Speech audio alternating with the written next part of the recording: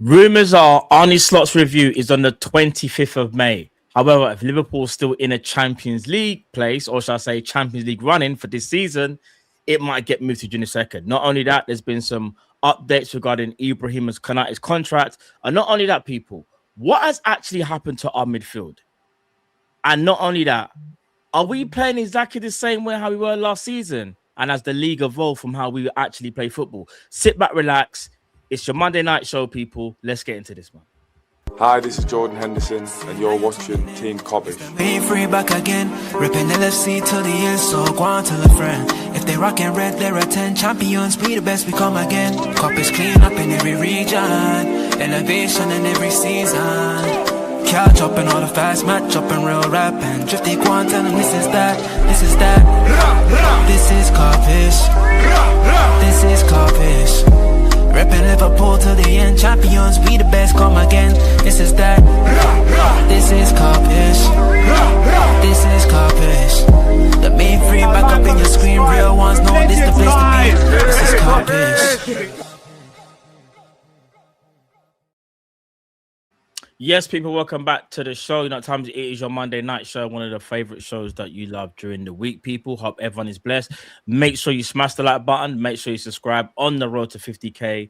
Help us get there, people. Not only that, this video is sponsored by okjersey.com. We can go and get football jerseys for about £15 and training gear and stuff as well. Don't get twisted. Use the code Kopish and get 8% off, people. Yeah, I just see in the chat. Yes, United are winning 1-0, but I don't want to get into all of that right now. We just got to focus on ourselves. But how you doing, Cal, bro? Not too bad, brother. Yourself? Yeah, not too bad, man. Not too bad. But listen, people, we got a show to do. Apologies again also about Friday. The plan wasn't to cancel. Obviously, the preview that I did, people were asking about the Kopish collab show. But a few things came up at the last minute as to why we couldn't do it. So I do apologize, but that will not happen again. That should be all patterned up for this up-and-coming Friday. With that being said, though, Cal, there's a bit of news, and I'm going to share the screen, and it's regarding the manager. And apparently, this is from Indy, so we got, might have to take it with a pinch of salt. A little pinch of salt. But I kind of understand, and I feel like there's something to it because Liverpool have been terrible. But Indy said, exclusive, Arne Slot will have his review on Monday, the 25th of May with Liverpool officials. The manager's job is still not safe, even if you wait for Champions League qualification is achieved. The review will be moved to Tuesday, the 2nd of June, if Liverpool are involved in the Champions League final. Cal, is this even breaking news, or did you kind of already expect there to be a review? He's not been sacked, so when else would they do a review? This again, no shade on India or any of them things, but it's not news. We know he's here. I think he's going to be here next season, whether we achieve Champions League or not. I'd like to think I'm wrong. We know what the situation is. They haven't done anything about the situation. They didn't do anything about the situation when he was on his losing run. Yeah. And he's still here now. He's winning games at the moment. So there's hardly going to be a review now when we're still in the FA Cup, still in the Champions League, and in the run into finishing the top 5 to get Champions League qualification.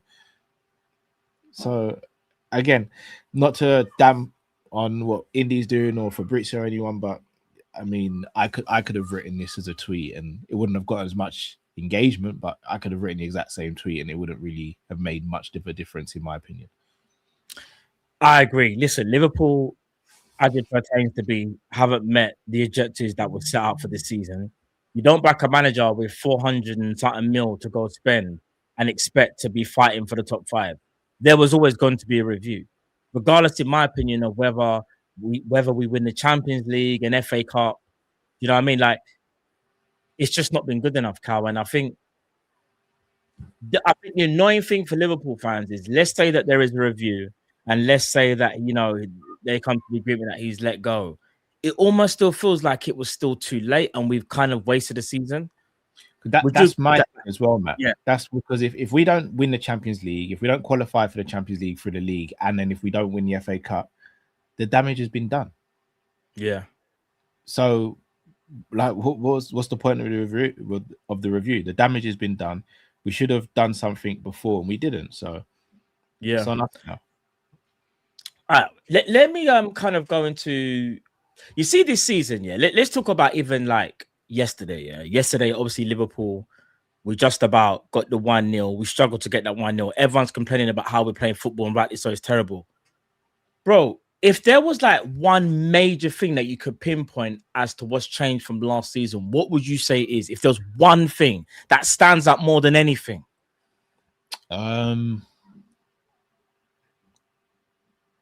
Would you say it's physicality? Like, we're not intense enough? Would you say that's one of the major like things, or is it something else? I hate to sound like a broken record, bro. I think tactically, I think it's a tactics thing, because don't get me wrong, there are attackers out there who are better at pressing than others, but I also think pressing and all those things, those are triggered by tactics and how you set up the team and what you do on the coaching ground, like on the training ground. So, but before Klopp came to Liverpool, I never once heard anyone go, Adam Lallana's a pressing monster. True.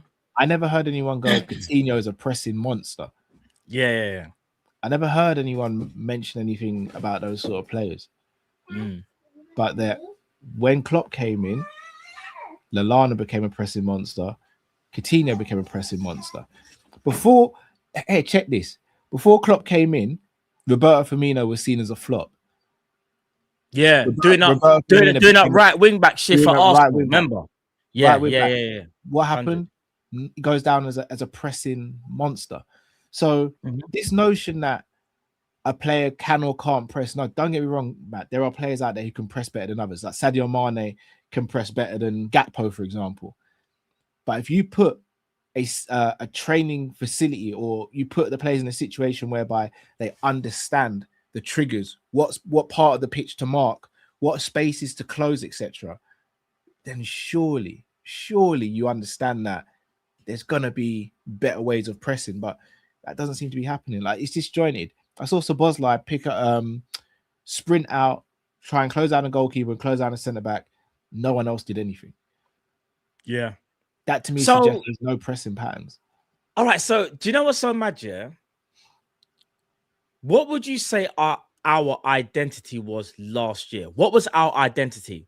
We wasn't a pressing team. We wasn't a counter attack. Was we just a jack of all trades last year? Is that the best way to describe us last year?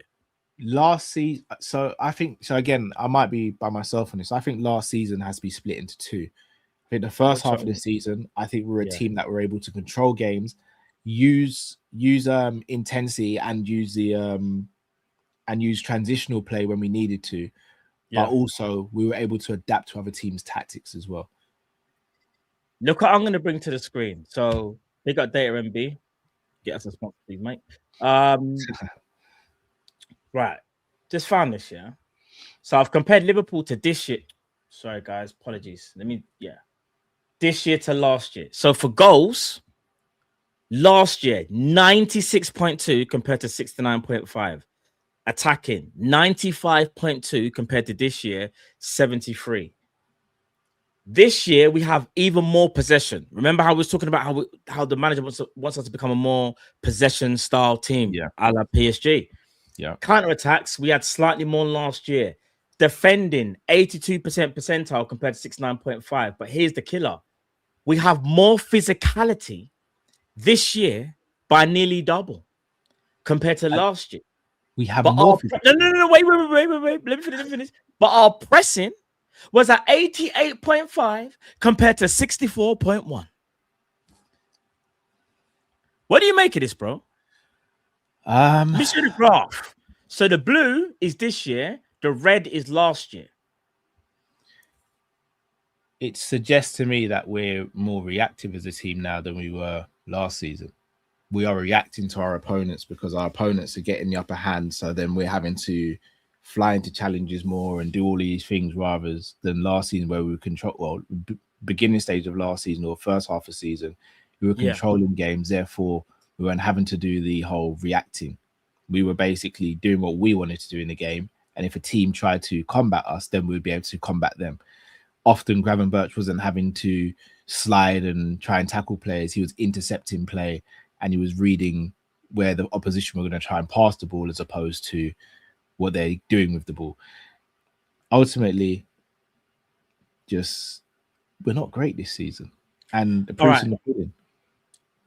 I'm going to do what you do and play devil's advocate. Is there an argument to say, due to the personnel that was lost last year, RIP Diogo Jota, never be forgotten, but the players that were obviously, that left, and obviously we lost Jota, there's a difference. Do you think the manager's struggling to adapt with these new players and find some identity with those players? Whereas last year, it was a bit more simplified. And the reason why I say that is because Trent is a trigger when it comes to attacking. Núñez is a trigger when it comes to pressing. Diaz is a trigger when it comes to pressing. Now, you swap out a couple of them players. You bring in the Frimpong, you bring in the Nkatike, Isak, obviously, who's injured. Is there an argument to say that maybe not so much Núñez, because Núñez didn't play as much, but definitely Jota, RIP Jota again, but Diaz, and Trent, are those two key players one of the reasons as to why the manager can't find a solution to find some identity in his team, bro? Because looking across the board here, I get it. We scored more goals, was more attacking, we had less possession, and we had more counters. That already tells me I know Trent was in that team. I just know. Yeah. And defensively, we were way better. Is there an argument, Cal, or do you think that's kind of a weak argument? And the manager really and truly, he's been given players, and you need to now adapt to the players that you have. I don't think it's a weak argument or anything like that. I think the truth sort of lands somewhere in the middle. I don't know if you can replace Trent's creativity from a right back position. I don't think there's anyone else like him. He's a unicorn. And look, I know for whatever reason, loads of Liverpool fan accounts are watching Real Madrid and waiting for him to mess up and then tweeting about it. He's left the club. I kind of don't give a damn now. But and I know defensively he's still the exact same as what he was at Liverpool. But I also watched him the other day deliver a ball on a plate for, I think it Garcia, the striker, when there was nothing close on and he just delivered something. That's something we miss. We miss that creativity. We miss that bit of magic. We miss that bit of ingenuity. But at the same time, we also miss the hunger that Diaz, Núñez, and Jota showed as well sometimes on the pitch. Yeah. But again, shall I tell you what, it's hard because remember, Slot said this. He didn't tweak a lot from what Klopp was doing. Agree. So last season, having Núñez, Jota, and Diaz there, effectively not tweaking too much from what Klopp was doing, would he have tweaked it this season? We don't know. And here's the thing: the reason I say that is Ekatike at Frankfurt, he used to press, and he's still someone I think is good at pressing. He's not as good as Núñez or Diaz or Jota, but he's decent at pressing. Yeah, Gakpo and Salah aren't. Wirtz actually is good at pressing as well. But I said this before we even linked to Wirtz, when me and you used to sit there and go, run me Wirtz or Musiala for the 10, Matt. Yeah. If you're going to get a Wirtz or Musiala, you have to get a DM. You can't run this whole grab a Mac in the pivot or whatever. It's got to be a DM. And the closest person we have to being combative in that midfield is Szoboszlai. So there's a difference. When Szoboszlai plays in that pivot, you're able to see better performances from Wirtz. You're able to see better performances from the team. So I don't think we have an identity at the moment, man. I think it's really frustrating because we come from a period with Klopp where I knew what the identity of the team was. Was there different iterations of the identity? Yes, of course. Yeah. But ultimately, I knew we were going to be a front foot team 9 times out of 10 whenever we played. We're going to get onto the midfield after this, actually. That's a great segue. But I'm just even going to Klopp's last season, goals, 90.1 percentile compared to when we won the league last year, 96.2. Attacking wise, 97.5 compared to our title winning 95.2. Possession, imagine Jurgen Klopp's last year, we had possession wise, was in the 91st percentile compared to even this year. So this goes to show you something that possession, but it's how you're using the possession. Exactly. Not only that, counters. Look at the counters. 98.5 percentile were in Cal when Klopp's last season compared to 83.2 this year. defending under Klopp, we wasn't the greatest, but we're still better than this year and slightly worse than last year. Physicality, you look at, again, maybe the league wasn't as physical, so maybe these numbers don't even count for anything. We don't even know what it really means when it comes to these things, but was at the lowest. But then, Cal, look at the pressing, 97.7. Now, you could say that's an amazing stat. However, players getting burnt out. And we did see it. Like, let's not act like I was going to say, playing for a Jurgen Klopp team, you know, Naby Keita, Oxlade-Chamberlain, flipping, even Lallana. Who else have I missed? Flipping. There's another one. What's his name? Trent was starting to pick up injuries as well. Trent was picking up injuries. Like, it has its positives and its negatives, isn't it? Here's the thing, Matt. Here's the thing. With the defending with Klopp's team, right? Yeah. Do you know why we could stomach it? Even especially when Thiago, that's the one. Sorry, Thiago. Even when Trent was doing the inverted thing, and how frustrating it was watching Ibu and Matip having to do all of his dirty work and him walking back. Yeah. You know why we could stomach it though? Because you see, when we were going the other way and attacking, it was exciting. It was with purpose, and it usually yielded things. Yeah. So, defensively, and I say at the moment, over the last few games, we've been extremely solid. Virgil, Konate, and Kirkes and Allison have been solid as a rock. They've been aggressive. They've been so good. I don't want that to go under the radar. But overall this season, the reason why the defending's been even more frustrating is because attacking-wise, we're dog. We are poor. So should we add another team? Let's add in. Who would you say? Should we put should we put Man United there and Chelsea maybe? Let's take out Liverpool from title winning and Liverpool under Klopp. Let's add our rivals and what they're actually up to. So let's add Man United from this year, and let's add Chelsea, because they're the two teams that, and let's add Aston Villa actually, because that's the race, in it. This is the race for the top 5. Albeit this obviously hasn't been updated, chat, due to Man United winning today, but you get the premise though. So goals again, bro. The only team that's lower than us is Villa. Attacking wise, we are again third to lowest. Villa being the worst, we're third. Chelsea second, Man United first. Possession, we have more possession than all these teams, and this is what really annoys me, Cal. I've got no problem with having possession, because if you got possession, you've got the ball, you can manipulate the ball. But if you're not doing nothing with it, what's the point of having possession? Because here's the killer. Counters now, Man United are in the 95% percentile, bro, and so are Chelsea. So imagine they're willing to sacrifice that bit of possession if it means giving the team another ball but getting counters. Yeah, because you're drawing them out a little bit. Let's be real, Matt. When we have possession, who has the ball? Our centre backs. Yeah. It's our centre backs. It's not our midfielders. It's not our attackers. It's mainly our centre backs. Yeah. That possession doesn't really do anything for us. Doesn't do anything. And this is why, obviously, I'm not aiming this at you, but this is why I say stats aren't the be all and end all, because we watch facts. No, I agree. I agree. Games and we see how often Virgil's passing to Ibu and Ibu's passing to Virgil, and then to the fullback, and then back to the centre backs, maybe to the midfield, back to the centre backs. We have gone so far away from what Slot was doing at the beginning of last season. It's unreal.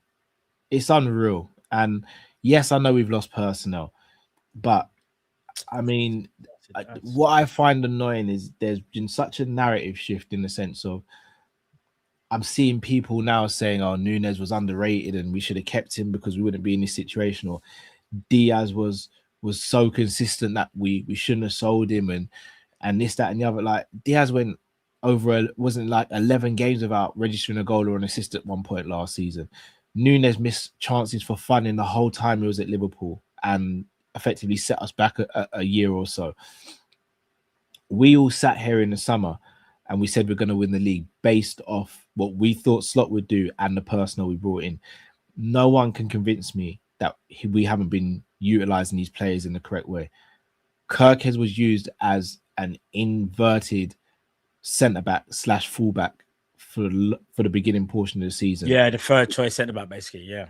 Frimpong wasn't really played and then got injured and has been in that as a team of injury. But then Frimpong was played as a right winger, while Szoboszlai was played at right back against Galatasaray. That makes sense to me. Yeah. Then you're playing Grav as a single pivot. And again, no shade to anyone. Remember, Matt, I've always said, as much as I rate Grav, he's not a single pivot DM. He's just not. Like, for all of his qualities, he's not a single pivot DM. Then McAllister, who is the box crashing midfielder, is not now crashing the box as much because we have Wirtz, who that's his job. So they're getting in each other's way. Remember, shout out to Mike, flipping the donut midfield. Remember that when we just didn't have any. Mike, he's been saying it for a minute. So this season has been a culmination of, yes, we've lost some players, but we've also brought in quality players, but these players have not been utilized correctly. And then obviously Isak coming in and not hitting the ground running and then picking up the injury as well. The fact that Szoboszlai, I'd probably say Szoboszlai, Alisson have been the two standout players this season for us. Again, kind of is like, what's going on here? Like, you've only really said it's been two, because Virgil's had a bit of an indifferent season. So has Ibra a bit. I know they've both recently been obviously like way better, but there have been moments in the season where you're like, what's going on there? Like, and you look at, do you know who's actually had an undercover good season? Frimpong has just been injuries. But Frimpong's been good, but you can't really put in that conversation because of the amount of appearances that he's had. Yeah. I'd also say, no, I can't say Wirtz season, no, because Wirtz are only really November, December. He started beginning the season. For the first third of the season, Wirtz weren't really doing nothing. But you know, bro, just quickly, don't forget what he's gonna say, but I'm looking at Arsenal and Man City, first and second, goals. They're first and second for, again, attacking. They are, Man City are first. Funny enough, Man United are slightly ahead than Arsenal, but that's probably due to set pieces. Yeah. Possession. This is what I mean, Cal. So we near enough have the same amount of possession as Man City, but look at the difference. But Cal, look at the counters. They have far less counters than us. Do you know what it sounds mad, yeah? And I think someone might have said it in the chat. I do find it kind of mad that a team that has high for the percentile, high possession and high counters, because it's like, what do you really want to do? Like, what are you trying to achieve? I don't know. But then I look at Arsenal, and Arsenal are an outlier. You just asked the question, bro. What are we trying to do? Because I look at Arsenal. Maybe they're an anomaly. Maybe Arsenal are an anomaly. But everyone else, there's normally a gap between the possession and the counter. Are you trying to be counter-attacking, or do you want to be a possession-based team? Aston Villa, they are a possession-based team. Chelsea, you could say they are a more counter-attacking team, but they also like to have possession. But again, with Chelsea, they've had a manager change, so those numbers are going to be a bit skewed. Man United are definitely a counter-attacking team. When you go to defending, Arsenal in the 98.1 percentile, like ridiculous. And even Man City, 85.5. Physicality, those two teams are slightly better than us. We're not the worst, because you got Chelsea are worse than us, so are Villa, and so are Man United. But you see pressing, Cal. We are the 1, 2, 3, 4, 5, 6. We are fifth for pressing. Fifth. It's no coincidence that Arsenal press, City press, Chelsea press, Man United press. It's only us and Villa. And guess what? Villa are on a bit of a slide right now, Cal. They're on a bit of a slide. But Matt, we watched the games, bro. Like these aren't surprising to me. I know. So you know when you say like numbers on everything, because it's so true. But the numbers are backing up what we are seeing. So you know when sometimes people might say, "Oh no, it's not that," or rivals might say, "No, you're doing too much. You won a league." No, as fans, we see this. Every game we've seen this season, we don't press. One person will trigger the press, look around and say, "Is no one going to help me?" And he'll continue to press in vain. And what happens is they'll play one ball. McAllister reacts late, Grav. They get spun, and the other team is already like in our half, and they are literally bypassed our midfield in 2 moves. Why is the manager not addressing this, bro? How long's a piece of string, man? No, but that's been a gripe all season. Why is the manager not sorting things out, bro? No, but all jokes aside, the manager gets paid millions and millions of pounds, and if he's watching, I'm not going to do disrespecting things. I'm going to do this as cordially and respectful as anything. Yeah, this is his forte. This is what he was born to do. This is his speciality. How can us as fans, content creators, pundits, all see these things? Do you know what's so mad? Yeah, I don't even like what this guy does on punditry. Carragher. Like, I've got no problem with him as a person. Some of his punditry I just don't agree with, but I've got no problems with him. Carragher was the first one to call it out, and Slot tried to do the, bruv, listen, man's got this, fam. What are you talking about? We won the league, fam. You can't talk to him. Remember the Bournemouth game? Yeah.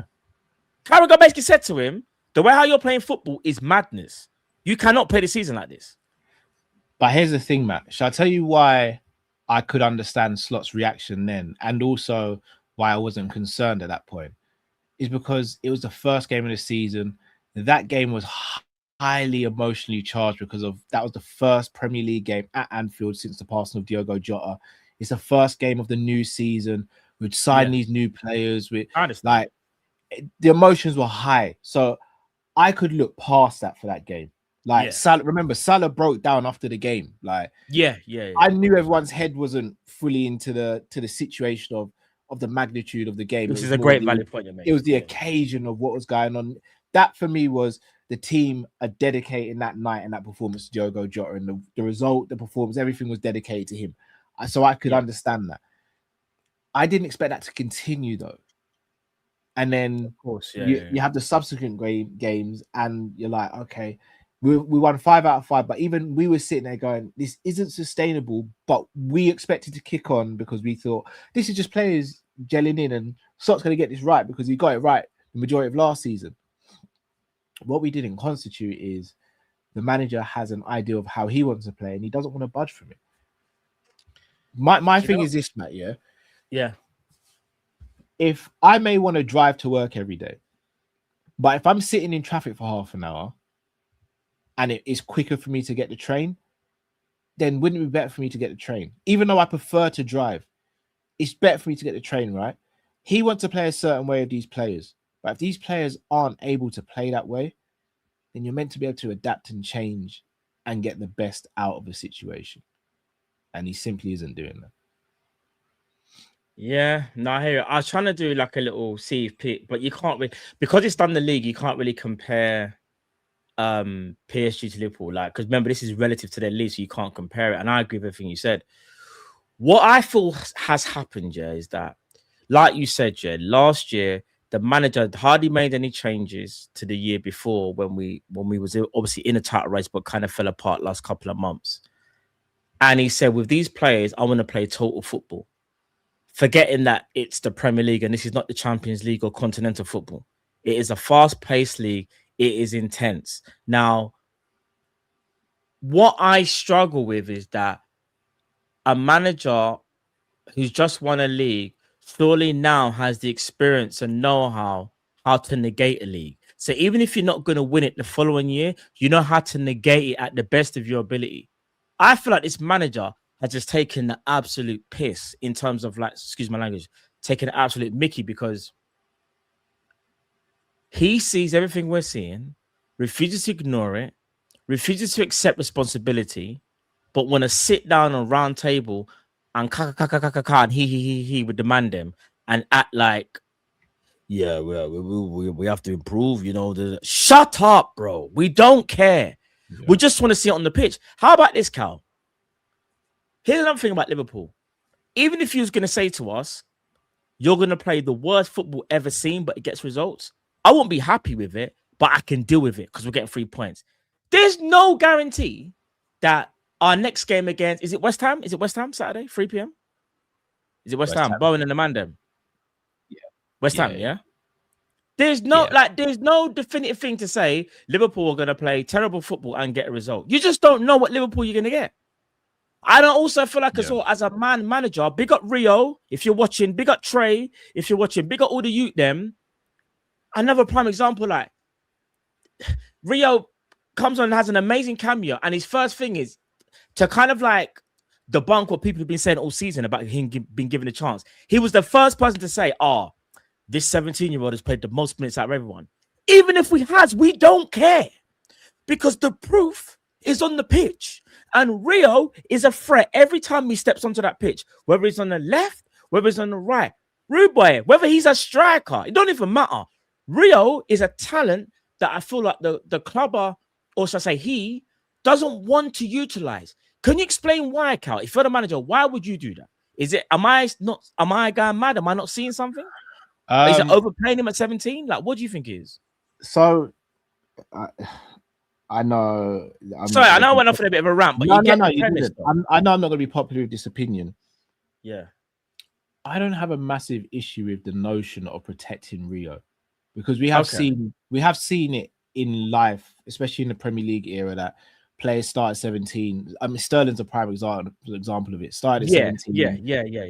God bless him, his career kind of looks to be dwindling away now. So I understand that you don't want to overplay him, but I don't think anyone's asking to overplay Rio. I don't think anyone's asking for Rio to start every single game in the league and Champions League every 3 days. I don't think anyone's asking for that. I think we're asking for some variety. Yes. He came off the bench against Newcastle and got the winner. Yeah. He's a fearless teenager who's got very good footballing ability. If you come off the bench and get the winner, you're meant to reward that in some way, shape, or form. He comes off the bench against Burnley, almost sets up Frimpong and does really well. You're thinking, okay, maybe he's going to get rewarded. He's played other games this season where he's played well, and you go, why aren't we seeing Rio again? We've played games where we're winning comfortably, and you can go, why don't you bring on Rio now? And then you can actually play him and actually give him a bit of confidence and let him know that you can go out and express yourself and be calm, because we're 4-1 up against Frankfurt, or we're 3-0 up against Karabag, or whatever it is. But yet and still, and this just doesn't apply to him, it also applies to Trainioni as well. It also is the notion of picking the moments to play these 17-year-olds. One thing that I think a lot of Liverpool fans overlook, see, when Sterling broke through at Liverpool, that first season he broke through was a 12-13 season. Brendan Rodgers' first season. I remember, yeah. That same season, Raheem Sterling was given, I think, a month off or something like that, just from football, and actually went to Jamaica on holiday during the season, because it was recognized that he's a 17-year-old. We're running this kid into the ground. This shouldn't be happening. We shouldn't be relying on him. Then he was actually out of this first 11 for a long time, because we had brought in Sturridge, we'd brought in Coutinho, and we had Suarez. So he wasn't even starting. The beginning of that season, if I'm not mistaken, it was Henderson right wing, Sturridge through the middle, and I can't remember who from the left, maybe Coutinho. But then around December time, that's when he started to play again. So everyone seems to think that Sterling came straight into the team and then that was it. He didn't stop playing. Nah, he chilled for a little bit. Brendan then brought him back into the fold when we were starting to win games and starting to look confident. And the back end of 13-14, Sterling was almost unplayable, whether he playing for the left or playing in the number 10 position. But one thing Brendan Rodgers did well was know when to play Sterling, when not to play him. Yeah. He doesn't seem to have a clue on how to do that with Rio. Rio came off the bench and did more in that 15-minute cameo than what Salah and Gakpo have done for a few weeks now. And he looked dangerous. That was the first time all game Nico Williams looked like just... He was shook, innit? He didn't know how to... He didn't know what to do. Didn't know what to do. The electrifying pace and the trickery, the majinky. He didn't know what to... Yeah, I'm not sitting there, Matt, and telling you we need to be playing Rio every single game. And neither am I. I'd be disingenuous doing that. And I'm going to sit here and I'm going to say, as much as I'm not a big Gakpo fan, I'm not sitting here saying Gakpo's crap. Because if I'm saying Gakpo's crap, then I have to say all the players are crap.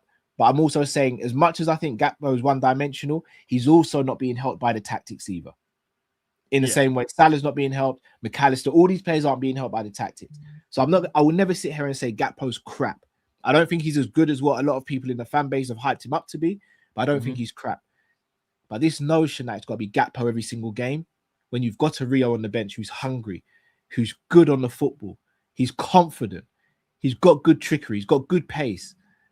The fact that we don't even try it is what really puts me out of sort, because it's the definition of insanity.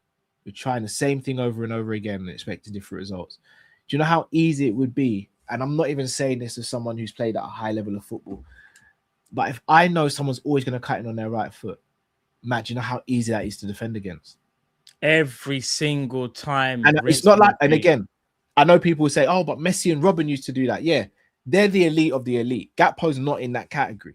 No, he's not. Gakpo's going to cut in and he's going to either pass it, shoot, which is going to probably get blocked, or he's going to try that cross to the back post. Yeah, it's easy to defend over the course of 90 minutes.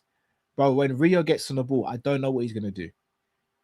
Alarm bells straight away go off, bro, because I'm like, do I get tight on him? Pause. Do I take a step back and give him space? Is he going to go down to the byline? Is he going to cut inside? Is he going to try a quick 1-2? What's he going to do? Because he's elusive and he's a bit more unpredictable. But at the same time, he's still cultured. He's not like just some madman that just run down the wing and just try and just bust tricks and just do nothing. So he knows what he wants to do. So it's not just physical fatigue, it's mental fatigue as well. Yeah. And unfortunately, defenders aren't leaving the pitch mentally fatigued when they play against our wingers anymore. Because and you know what it is, Cal, as well, makes it worse. The manager's ideology is to try and have line share of the ball and then isolate the fullbacks with our wingers, and our wingers are supposed to cook. The problem is, Cal, they haven't cooked since last year. Here's the killer, man. What would you describe Cody Gakpo's best attribute? Best attribute? Probably shooting. What would you say Salah's best attribute is? Finishing, probably. All right. So Matt, to put you on the spot, mm-hmm. I'm gonna bring something up on the screen. Yeah. Because I agree with you, by the way. Yeah. Gakpo's shooting is his best quality. I think Salah's goal getting and spontaneity is his best quality. But I'm like creativity. Salah's like creativity and finishing. That's Salah's bag, innit? We talk about them at their best, by the way, not currently. Yeah, at their best. Yeah. So we play a 4-2-3-1, yeah? Mm-hmm. I'm just gonna put in names and then I'll share the screen so I can make a bit more sense of what I'm trying to say here. Cool. All right, so let me share this. Because this is how we're playing right now, and this is why we're just not doing well, in my opinion. Yeah. We are utilizing two players whose best attributes are to get goals, and we're playing them as touchline wingers. So they're operating here, Matt. Yeah, they are. At their best, Salah operates here. Yep. Gakpo operates here. Yep. So you have, I'm going to put Frimpong in. Mm-hmm. And I'll put Kirkes at left back. Now, the Kirkes thing is a bit mad because obviously Gakpo don't like to use the overlap. That's cool. I get it. But right now, Arne Slot is asking for this. Yeah. Matt, on which planet does this make sense, bro? And Matt, this is what... hold on. Not only are they putting the wingers out, you are playing four players in a system here that actually gets the worst out of all four players. That's correct. Frimpong is his most dangerous when he's operating here. Yes. Kirkes is the most dangerous when he's operating here. That's correct. Gakpo and Salah the most dangerous when they're operating here. Bro, Gakpo's actually good in the... You know what's so mad, yeah? He is good in the box. You know, sometimes I think to myself, when there's a bit of build-up here, see if McAllister plays a quick 1-2, Kirkes is marauding down the wing. I don't think it's been a while since I've seen it, but I don't think I've seen for a minute Gakpo sprint into the box and think, I'm going to gamble Kirkes putting a ball in and I'm going to run onto it and header it in. You know what Gakpo does? He stays at the edge of the box hoping for someone to cut it back for him so he can shoot. Yeah. The instructions, because even if it's his mentality, if you're the coach, you should be instructing him what to do. It's so mad. Salah's allowed to do that because I believe in Salah more so to make a better decision than Cody Gakpo at the edge of the box. If Salah really, let's say Frimpong drives down the byline and Salah hangs around the edge of the box or takes a chance and runs in, I've got no problems with that. Even if Salah doesn't want to dive into the box, I've got no problems with that. But with Gakpo, you're 6'3", 6'4". Broski, make a nuisance of yourself. It can't just be everyday finesse R1, bro. It can't be. And with Salah, what I don't understand is, the manager knows Salah's characteristics by now, He got the best out of Salah last year, and Salah was an absolute alien. You can see Salah's having his worst form in his Liverpool career, and so is Cody Gakpo. So if the wingers aren't cooking and your ideology is to have your wingers be isolating defenders 1v1, why not just play a diamond and don't play the wingers? And we'll figure it out. Because you see how right now Ekatike is fading. We can play the diamond. Salah can play up front with Ekatike, or Gakpo can play up front with Ekatike. Just take away the wings because the wings aren't working. It is so simple, Cal. You try. But he done it for a few games. It worked, and he said, "Nah, we'll just leave it. We'll go back to what we're doing before." Because I believe that these players will get back to how they was, and they never have, bro. They never have gotten back to how they were. Genuine question, Matt. If we played a situation whereby Salah and Gakpo were close to the striker rather than hugging the touchline, and Kirkes and Frimpong weren't doing the inverted stuff, do you think we'd be better this season? Yes or no? Yes. So again, it comes down to how these players are being utilized. Salah wasn't playing touch tight winger last season. I know. Trent wasn't doing up inverted runs where Salah would be. Trent was just a controller. How about this year? Trent wasn't even really doing. Do you know what Trent was doing? He was in a kind of half space and just looking for Salah at any opportunity to give him the ball. One thing I've noticed as well, because now we don't play as direct anymore, and we want to do the pass. When there's an opening, we don't even take advantage now. We're not advantageous. Like, we probe and wait for that perfect moment, which never really happens. And then we got to try and force it, and then we lose the ball. Why do you think we have so many turnovers, bro? We turn over the ball so much, you know. See, yesterday, oh my, don't get me started with the turnovers, bro. But that feeds into the midfield conversation, which I'm sure we'll have. There's a lot wrong with what's going on. Again, the players haven't helped themselves. There's been a lot of individual mistakes, a lot of bad performances throughout the season, and all of that. So this isn't all on Slot. But for me, the majority is, because he's putting these players in a position whereby you're almost inviting mistakes to happen, because you're just not playing these players how they should be played. Like, you're just not. Like, Kirkes last season was a marauding left back, sometimes left wing back for Bournemouth. Why are we playing him inverted? Frimpong, a marauding right wing back for Leverkusen over the last 3-4 years. Why on earth are we inverting Frimpong? Why are we playing Frimpong as a right winger? None of it doesn't make sense. It's frustrating because, again, it feels like a broken record now in terms of how we play and what our wingers are doing. You're not going to get the best out of the wingers. They are not wingers that can take on people 1v1. Every now and again they can, but it's like 1 in 7 attempts, probably 1 in 8. They are driving to space type wingers. Even Salah last year, even though Salah wasn't doing the 1v1 wizardry, again, he was still driving into space, but was picking his moments. But that's also because as well was making better runs for Salah, and we was more aggressive. And when you're aggressive, you can force the opponent back, and that's how you create gaps in the back line. What we do now is, because we're not aggressive and we're very passive, we'll give the ball to Salah. And Cal, how many times did you say it during the watch along? Salah gets the ball, no one's even around him. They literally just go, Salah, go cook. Go cook up something. Take on 4 players and see if you can do a Travella. We'll wait for you in the box. That's what they're doing, bro. But that's because Slot's football relies on individual brilliance as opposed to tactics. He's even said this. It's not a surprise. He says this. He doesn't make any attempt to even hide it. Okay, so I want to, you see the midfield. Yeah. What's going on, Drift? I want to speak about the midfield, yeah? Big over. So, yeah, let me quickly show you the midfield thing from the comparison that I've got. Yeah, where is it? Let me share screen, because you know how I always having a midfield conversation, right? So I've done a little. This is again the comparison. This is this year and last year. We're gonna see who's dropped off and who's doing what. So Soboslai this year in the 75. In fact, you know what? Let me just do that to make it easier so we don't cheat. All right, so Soboslai this year compared to last year. Jules 75.3 percentile compared to 27.5. Although we have to remember that Soboslai played right back, but you get the premise. Possession 1, slightly higher. Progressive carries, slightly more last year compared to this year in the percentile way. 4 passes.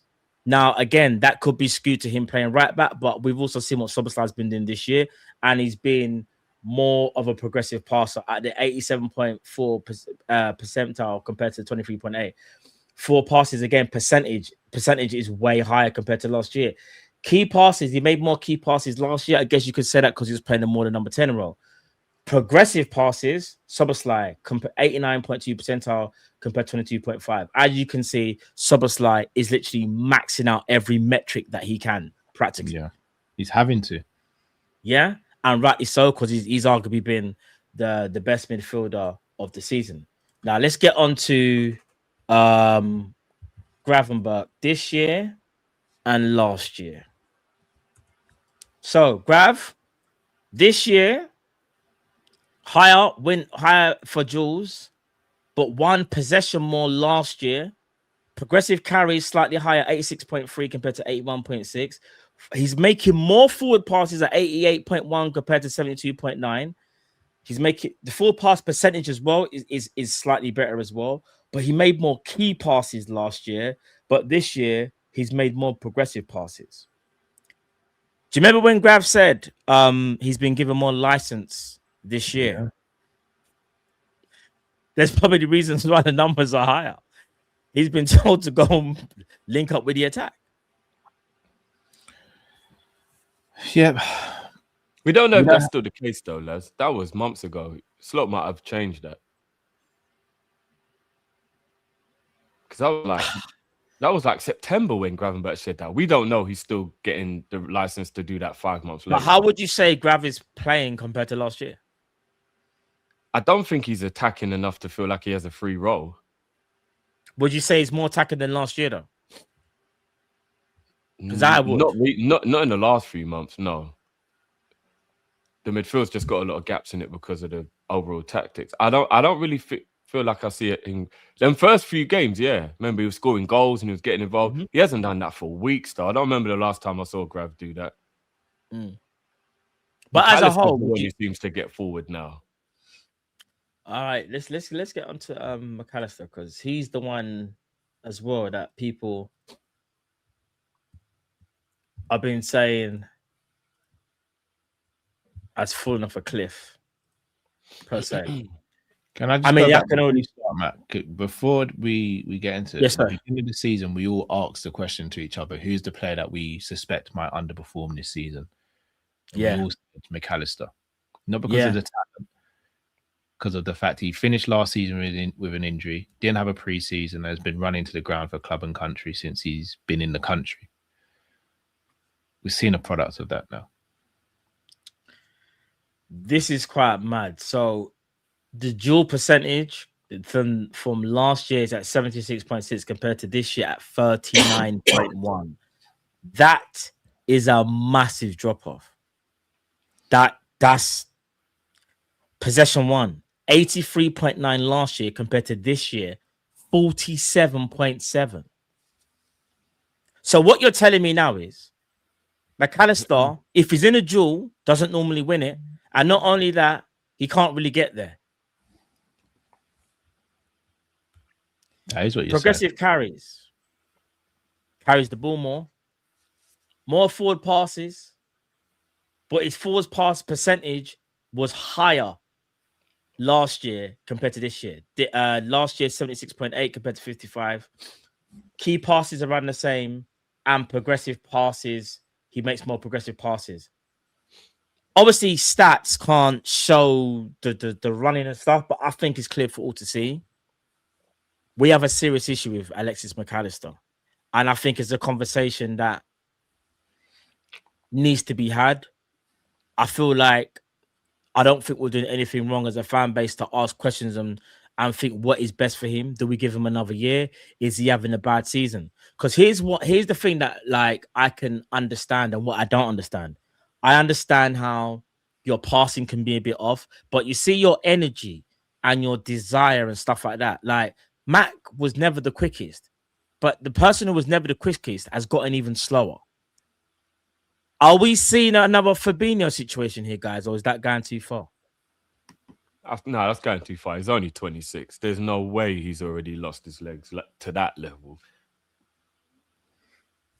I don't think it's physically possible for a 26-year-old to be over the hill, no matter how much you make them run. Of course it is. No, it's not 26. 26 is your absolute physical peak. If you get injuries all the time, yeah, but he doesn't get injuries all the time. He's not a Michael Owen. I just think he's having a bad season. If you're having a bad season and you're not winning your duels, that's something that's got nothing to do with tactics. You're just as you winning the duel. So when you go into the duel, you're supposed to win it. Not only that, when you win possession, that's more to do with tactics. With McAllister being in a pivot with Gravenberch, is there a reason now people might understand even more so? So the two go hand in hand, right? People are saying Gravenberch has fallen off. Well, McAllister's clearly fallen off. Now you're putting more work on the other midfielder. Is it fair to say that it's McAllister not doing his job, which is now also bringing down Gravenberch, who's been asked to do too much now? Because McAllister now just seems like everyone just says he's just a box crasher. And I can't lie, we kind of haven't got room for just a box crasher in our team. Drift, the other day you said Saka's on the decline because of how much he's been running to the ground by Arteta, etc. Why can't the same be the case for McAllister? Because it's the injury that's fucked Saka. It's not just the injuries, though. It's the fact that he's been running to the ground. He's also been found out a little bit of how he plays. So I don't think it's an age thing. No, it's definitely the injury why Saka's done by now. I didn't think he'd be done this early, but that injury really seems to have fucked him. That is true. That is true. I'm just saying that. Because you got to remember, if you look back to a lot of the other players that we've seen in the history of football, they do play a lot of football. I know everyone's made up differently, but I've never seen a 27 or 26, 27-year-old who hasn't suffered with injuries be finished because their legs can't run anymore. Like, you're in your physical peak at 26, 27. Yeah, you might not be able to do it as frequently as like a teenager or something like that, fair enough, but not over the hill. If he's over the hill, that's like some kind of medical madness because he's not, and he doesn't sprint everywhere like a Saka as well. Because remember, Saka's sprinting fast because he was a quick player. So he's putting his muscles under a lot more pressure. Everyone knows the quicker you are, the more pressure your muscles are under. That's why slower players get less hamstring problems. So I would be very, very, very shocked if at 27, McAllister's legs are done. That would be weird. That would be so weird. I wouldn't say they're done, but he's definitely not as athletic as he was before, and he wasn't athletic before. The issue I have with McAllister, I just think people are overthinking it because he's having a bad season, and because he's never been the quickest, it's easier to notice him being done now. Because I remember last season, everyone was moaning about players running past him last year. Yeah, the difference was last year. I said this from the beginning. McAllister and Wirtz playing in the midfield together doesn't work. McAllister, and this is where I say people have to watch the game rather than watch what the team sheet suggests. The team sheet always showed last season Szoboszlai was playing in the 10. McAllister was the player in midfield who had the most freedom in that midfield from a tactical standpoint. Always had the most license to do and have that freedom to do what he wanted to do on the pitch. Szoboszlai was the one who was covering Salah. He was covering the midfield and he was covering Trent at some points last season.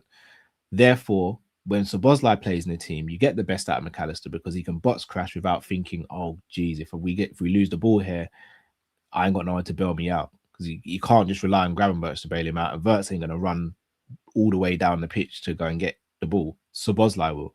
So it was never going to work with McAllister and Wirtz in the same midfield because they both want to operate the same. Wirtz likes to crash the box. McAllister likes to crash the box. They both like to pick up that area in the left channel and make penetrative passes. They get in each other's way. We've seen it numerous times this season. McAllister, for me, is a midfielder that has now kind of become almost surplus to requirements for what we need going forward. Never will sit here and say McAllister's not good. McAllister's sick.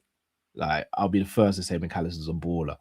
But in terms of what we need with Wirtz in the 10 and the fact that we need a defensive midfielder, and in my opinion, Szoboszlai still should be starting in this pivot. McAllister, for me, and he's not a 10. I think he's surplus to requirements from what But we. you was the McAllister one definitely screaming not for him to play in the 10, Cal. You was adamant. I used to say McAllister's not a 10. I used to say it all the time. I've been proven wrong. But how often has he played there to prove he couldn't play there anyway? He's played there enough this season to know that he's not a 10. He's not a 10. He's just not a 10. Though. His style is not a 10. Allister playing 10 this season. He's played 10 a few times this season. Has he? He's played 10. Yeah. Early on in the season, I think there's one game I remember him being in the 10. But you do understand he's just not a 10. That's just not his player ID. That's just not him. He can't play 10. Can't play if he's back to goal. He's not that guy. He's not press resistant. That's another thing as well. Listen, I'm a massive fan of McAllister. And I remember after his first season, I got ahead of myself and said McAllister's world class. Yeah, that's how well I thought he was playing. But even I have to say, I have to take that back because he's not world class. He's a very, very good international player. However, there's a player there. It's just whether now those characteristics that he has and how we want to move forward are still for Liverpool. Like, I'm not saying he's not good enough. Of course he's good enough. It's just more about the combinations now that we need for this team. Because the league has become a bit more physical, because the league has become a bit more athletic, and I know it's only been one season, but I should be looking at McAllister from last year and looking at him this year and going, it's like a completely different player. Because you could not play well and like play like mad passes and stuff, but he just looks so off the pace all the time when I watch him. And I know he scored the winning goal. So it's like, how can you say that? But like just off the pace in general, it is a bit like, it's a bit worrying for me personally. You can have a bad season. Like modern football, modern fanfare, social media, all this kind of stuff. I think it's just sent a lot of people like into a spiral of crazy thoughts because you're not allowed a bad game anymore. You're not allowed a bad season anymore. We spent the majority of the year saying that the tactics are poor, but then if the tactics are poor, then why are the players getting chastised then?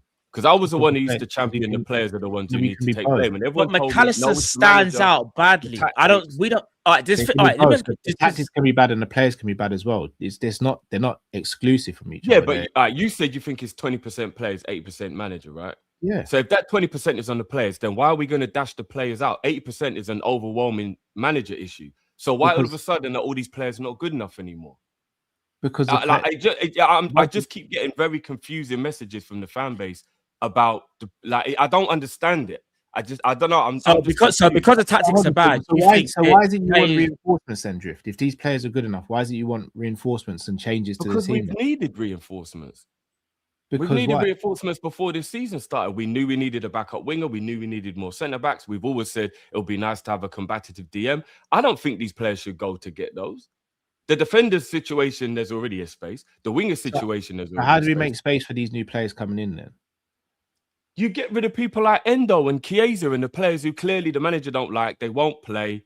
They're on the wage bill for no reason because they don't get minutes. You get rid of those type of players. You don't get rid of the top level players like a McAllister or Salah who have contributed and are clearly good players. Like it just confuses me why everybody just wants to dash all the players away, but all we do is say the manager's tactics are why we're playing bad or why things. But no one's dashing the players away. I never said to Sam McAllister. I said we need to speak about it though. We can't. No, but I'm not just talking to you. I'm talking to the fan base. No. I understand that. But I feel like I just overwhelmingly. But I feel like even if players have got to go. So do you not think there's been a decline in McAllister and Salah this season? I think they're having bad seasons, but a decline is a buzzword we're throwing away around too easy. A decline. I'm not using decline for all the players. I've used it for two players. Do you think McAllister and Salah have declined this season? No, I just think they're having bad seasons. I don't think they're declining. I think that both of them can easily get back to the level they were at. Salah's never going to have last season again because that was a Ballon d'Or level season and he's 33, 34 now. So he's never going to have that season again. But he absolutely can get back to being that 20 goal a season bad boy winger or wherever we play him. He's just having a bad season. But you can have a bad... It's just me. I'm not even going to force my opinion on you lot. I'm just so confused how modern football means you can never have a bad game. You can never have a bad season. And it's just, if you haven't been playing well for a while, you're not good enough anymore, get rid of. Like I'm just so confused with that narrative. No, because I think you're going to the extremes. Because I think two things could be right. You can have a bad season and still be in a decline. Yeah, of course. Well, that would go hand in hand. Of course it would. But you can absolutely have a bad season and in the following season you're fine. And this 100%. But this is why. This is why when I said there has to be a conversation. I'm not saying to sell Grav, and Grav's not having a great season. Yeah, but obviously because Grav's only 23, it would be insane to say his legs are gone. No, but and again, you're the one bringing in the age thing. I've never brought up the age thing with McAllister. I brought up the age thing with McAllister because there's no way, in my opinion, a 26, 27-year-old is done, as in physically. Like, because I'm seeing loads of people saying his legs are gone, he's done. That can not at that age. Not at that age, man. That's wild to think that someone at that age is like physically shot. But that's just my opinion. What I'm saying is this year, I understand people want to protect the players because, again, like I do feel like there's a lot of protecting players, but then it's mad because we've all seen it. There's been games this season where we go, oh, it's not on Slot, it's on the players, and the players aren't responding. And when the players aren't responding, we call them out from it. But now you get told that, oh, yeah, you're protecting the players. All I'm saying is this year, all the players this season, obviously, we understand that, like, you know, the tactics are not helping any player. But with some players, you can see declines for different reasons. Salah, I do think it's more of an age thing. McAllister, I don't think it's age. It's just more to do with McAllister's played a lot of game time. Maybe this is his bad year. He might be able to recover, but he also might not. And then you've got to ask yourself a serious question. You know, sometimes when you say, like, do you sell someone too early or do you sell someone too late? Or do you just keep them and just believe that they're going to be okay? And that's something that Liverpool have to really think about. Because, Drift, in our midfield, we have possession. Well, stats say we have possession. But how many times have you seen us get outran, outfought? And how many times have you said it? You can't even sit there and say the manager because you said it on watch-alongs and said that is the players. So if the players generally can't keep up with what's going on. No, mentality, effort. That's an issue, isn't it? They look disgruntled, unmotivated. It isn't a physical thing. I just think it's a mental thing. Maybe no, I agree with you, but then I'm trying to play devil's advocate. Even though the players are disgruntled, I know those players don't want to play Europa. They know what's on the line. So they know if they don't perform, they will be hearing that, they will be hearing that music, bro. Yeah, but sometimes and I'm sure they don't want to hear that. So even though we sit there and say, you know, our players are not like, they're not involved, they have to be, bro. They've got no choice because some of these players will still be here. No, but I mean, you can't. It's not that easy, though, is it? Look at Man United. Look how unmotivated they were under Amorim, and look how motivated they are now. You think they didn't want to play well under Amorim? They were just unmotivated. They were just. Amorim and thing are two different. I mean, I know we compare, but no, but it's the same principle. They're in a funk, and they just couldn't get out of the funk. And maybe that is what a new manager can do for the players. But them players didn't want to play Europa League or not. They weren't even going to get Europe. When Amorim was there, what you think those Man United players don't want to play in Europe? No, but they were in a bad funk and they couldn't get out of it.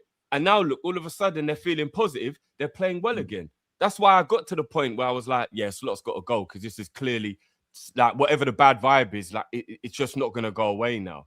But I don't think that these players are crap. Look at Casemiro. Look at the difference between Casemiro under Amorim and Casemiro under Carrick. We thought Casemiro was Man United, Look at the difference between Casemiro and Amorim and Carrick. We said he was done. His legs were gone. What a waste. He's getting old. Look how well he's played under Carrick. Like I'm telling you, we are too quick to dash players away as a fan base in general. I'm not talking. But let's not do the comparison though of McAllister. I know I know exactly what you mean though, because a player can look one way under one manager and look one way under another. One thing I will say is this though. Just because he's playing better, that doesn't mean to say that he's going to be in the Man United team next season. They still might want to get rid of him because even though he's improved, he's still not good enough. They already said his contract. But he's 32, so that obviously is a bit different. But that's just an example. No, but forget the age. Just forget age for a second. With McAllister, forget the age. I'm not even focusing on the age. It's just more about when he's on the pitch. Are you worried that it's a long-term thing in terms of like he's generally on a slight decline, or is it a case of he's just having a bad season? I just think he's having a bad. And I do think he might be tired because he's still a human being and he's played a lot of football. But that doesn't mean that he can't recover with a good break and rest, and you know what I mean? Because, like I said, I still think he's a young, and he was never quick. I don't actually think he's slower. I just think the tactics are highlighting it more. I don't think he's slower than he was. The tactics are just making him more exposed. He's 100% lost the yard of pace. 100%. No, he looks the same to me. He was never quick. That was the thing. McAllister was never but you quick. can, just because see, this is what people do. Even though McAllister was never quick, you can still lose pace though. You can, even if you're slow. You can, but he don't look slower to me. He just looks the same. He looks a little bit slower to me. Not drastic, you know. But he does look a little bit slow. You can tell it's that episodes. And with Macri, it stands out more because he was never that quick, I guess. Maybe. I don't know. So, all right, so genuine question. McAllister's going into the last 2 years of his contract. Yeah, he is, yeah. I'm saying I would cash in on McAllister now because if we give him another season, he doesn't do well. He's going into the last year of his contract. I don't want another circus around contracts anymore. I'm kind of over it. But I'm also saying he could have a good season next season, but I'm not willing to take the risk when I think there's players we can go and get out there that, in my opinion, could do his job or what we need to do for the club. So it's not just a case of, I think McAllister's crap, get rid of him. I think he's having a bit of a decline because of the rigors that's been put on him from club and country. I'm also sitting there saying, with 2 years left on the deal, I think we can cash in on him, get good money, and still go and get a player who, in my opinion, is the profile of what we need, whether he's a better footballer than McAllister or not. I wouldn't sell McAllister. I'd just give him a new contract. Me personally, I would see who's available. Listen, I'm a big preserving his value. And then I think McAllister's a baller. If he has another bad season, and he's still got value, and he'll only be 28 and 27, 28, and he'll still get value for him. The problem is, though, if McAllister genuinely, this is where it gets techie, like Carl said, got 2 years left, right, when he gets to the summer. If he still hasn't signed and he's dilly-dallying around, and then he doesn't sign in like next year, and then he goes into that year, you know what's going to happen. Like, here's the thing. I know McAllister is still cold. He will bad it up in the Liga. Like, I don't think he goes to another Prem team. I just think he'll go to the Liga. I just think he just does, right? We'll probably sit there and do what we always do and go, look how it was. The same thing with Diaz. And people want to act like Diaz was world-class when he was at Liverpool. And don't get me wrong, Diaz was class at Liverpool, just not world-class. People will do the whole, look how he's a Bayern and look at... But it's about what's happened at Liverpool. And at Liverpool, his performances, in my opinion, have been some of the worst out of all the senior players. And that's worrying for me. Because I know how good he is. And I don't know whether it's mentality. I don't know whether he's got something else thinking about World Cup. He don't want to get injured. And if that's the case, then you can definitely get out of the club. I'll be real. I know players do that, but then you're putting your us at risk because you're not performing means that, yeah, you're just thinking about yourself and being selfish. And I know players do it. I hear it. But we have to make those tough decisions. And I'm not saying I want to get rid of him. It's definitely a conversation to have in the summer. Has to be. Has to be. And a new contract doesn't mean he has to get a pay rise, by the way, because I can see a few people saying, "Oh, it'd be so dangerous to give him more money, and then if he doesn't play well, why has he got to get more money? You just give him. Why would you give him the same deal, though? What's the incentive for McAllister? Most of the times, players get the same amount of money. Jeff, let me ask you a question. What's the incentive for McAllister if he signs a new long-term deal, but the wages are the same? What's the incentive? He's on good wages. Ain't McAllister on about 170? He's on 120. He's on 150, bro. Oh, one, well, yeah, 150 I think he's still good money. 150 is not crap money. Yeah, but he's going to want more money, bro. He's not going to take a new contract with the same money. You don't think every time a player signs a deal, they ask for more money? 9 times out of 10, we hear that our players on the same money. 9 times, unless... But of course, money is a massive incentive for the contract. Maybe the superstars, yeah. But if 9 the times normal out of 10, players don't always Jeff, you've lost me now. Wait, what? Pay rise. So what percentage of players who get new contracts do you not think get pay rises then? It's probably a 50-50 depending on how valuable they are to the club. Never 50-50. What's the incentive to stay? You might like where you are, but you just always think give me more money or I'm going to duck out. That isn't how it goes. Of course, if you like playing for the club, you don't always get a contract extension with a. In McAllister's situation, if he was going to sign for Liverpool, re-sign, shall we say, he's got 2 years left. They would obviously. Even if he gets a tiny pay rise, like maybe 10 or 20 grand extra a week, that's not a massive risk. Why is he going to take a 10 or So what club's going to give him 200 grand a week then? If that's what you suggest he would want, plenty of clubs will. But everybody's saying they think his legs are going or whatever. So aren't the other clubs going to think that as well then? No, because he'll be fine in other countries. We saw Modric go from La Liga and he's still fine in Italy.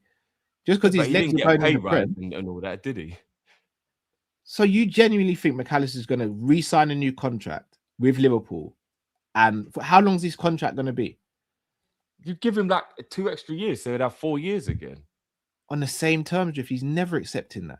If I'm his agent, that's an assumption that he wouldn't accept it. And if, like I said, if you give him a little bit more of a pay rise, so be it. But he doesn't have to go into like 250 or something crazy like that. Drift. All right, let me give you all right. So McAllister's 26. You said he's in the prime. So in the prime of his career, Liverpool going to offer him a 2 years extension with 20 grand more. If I'm his agent, does that sound right to you?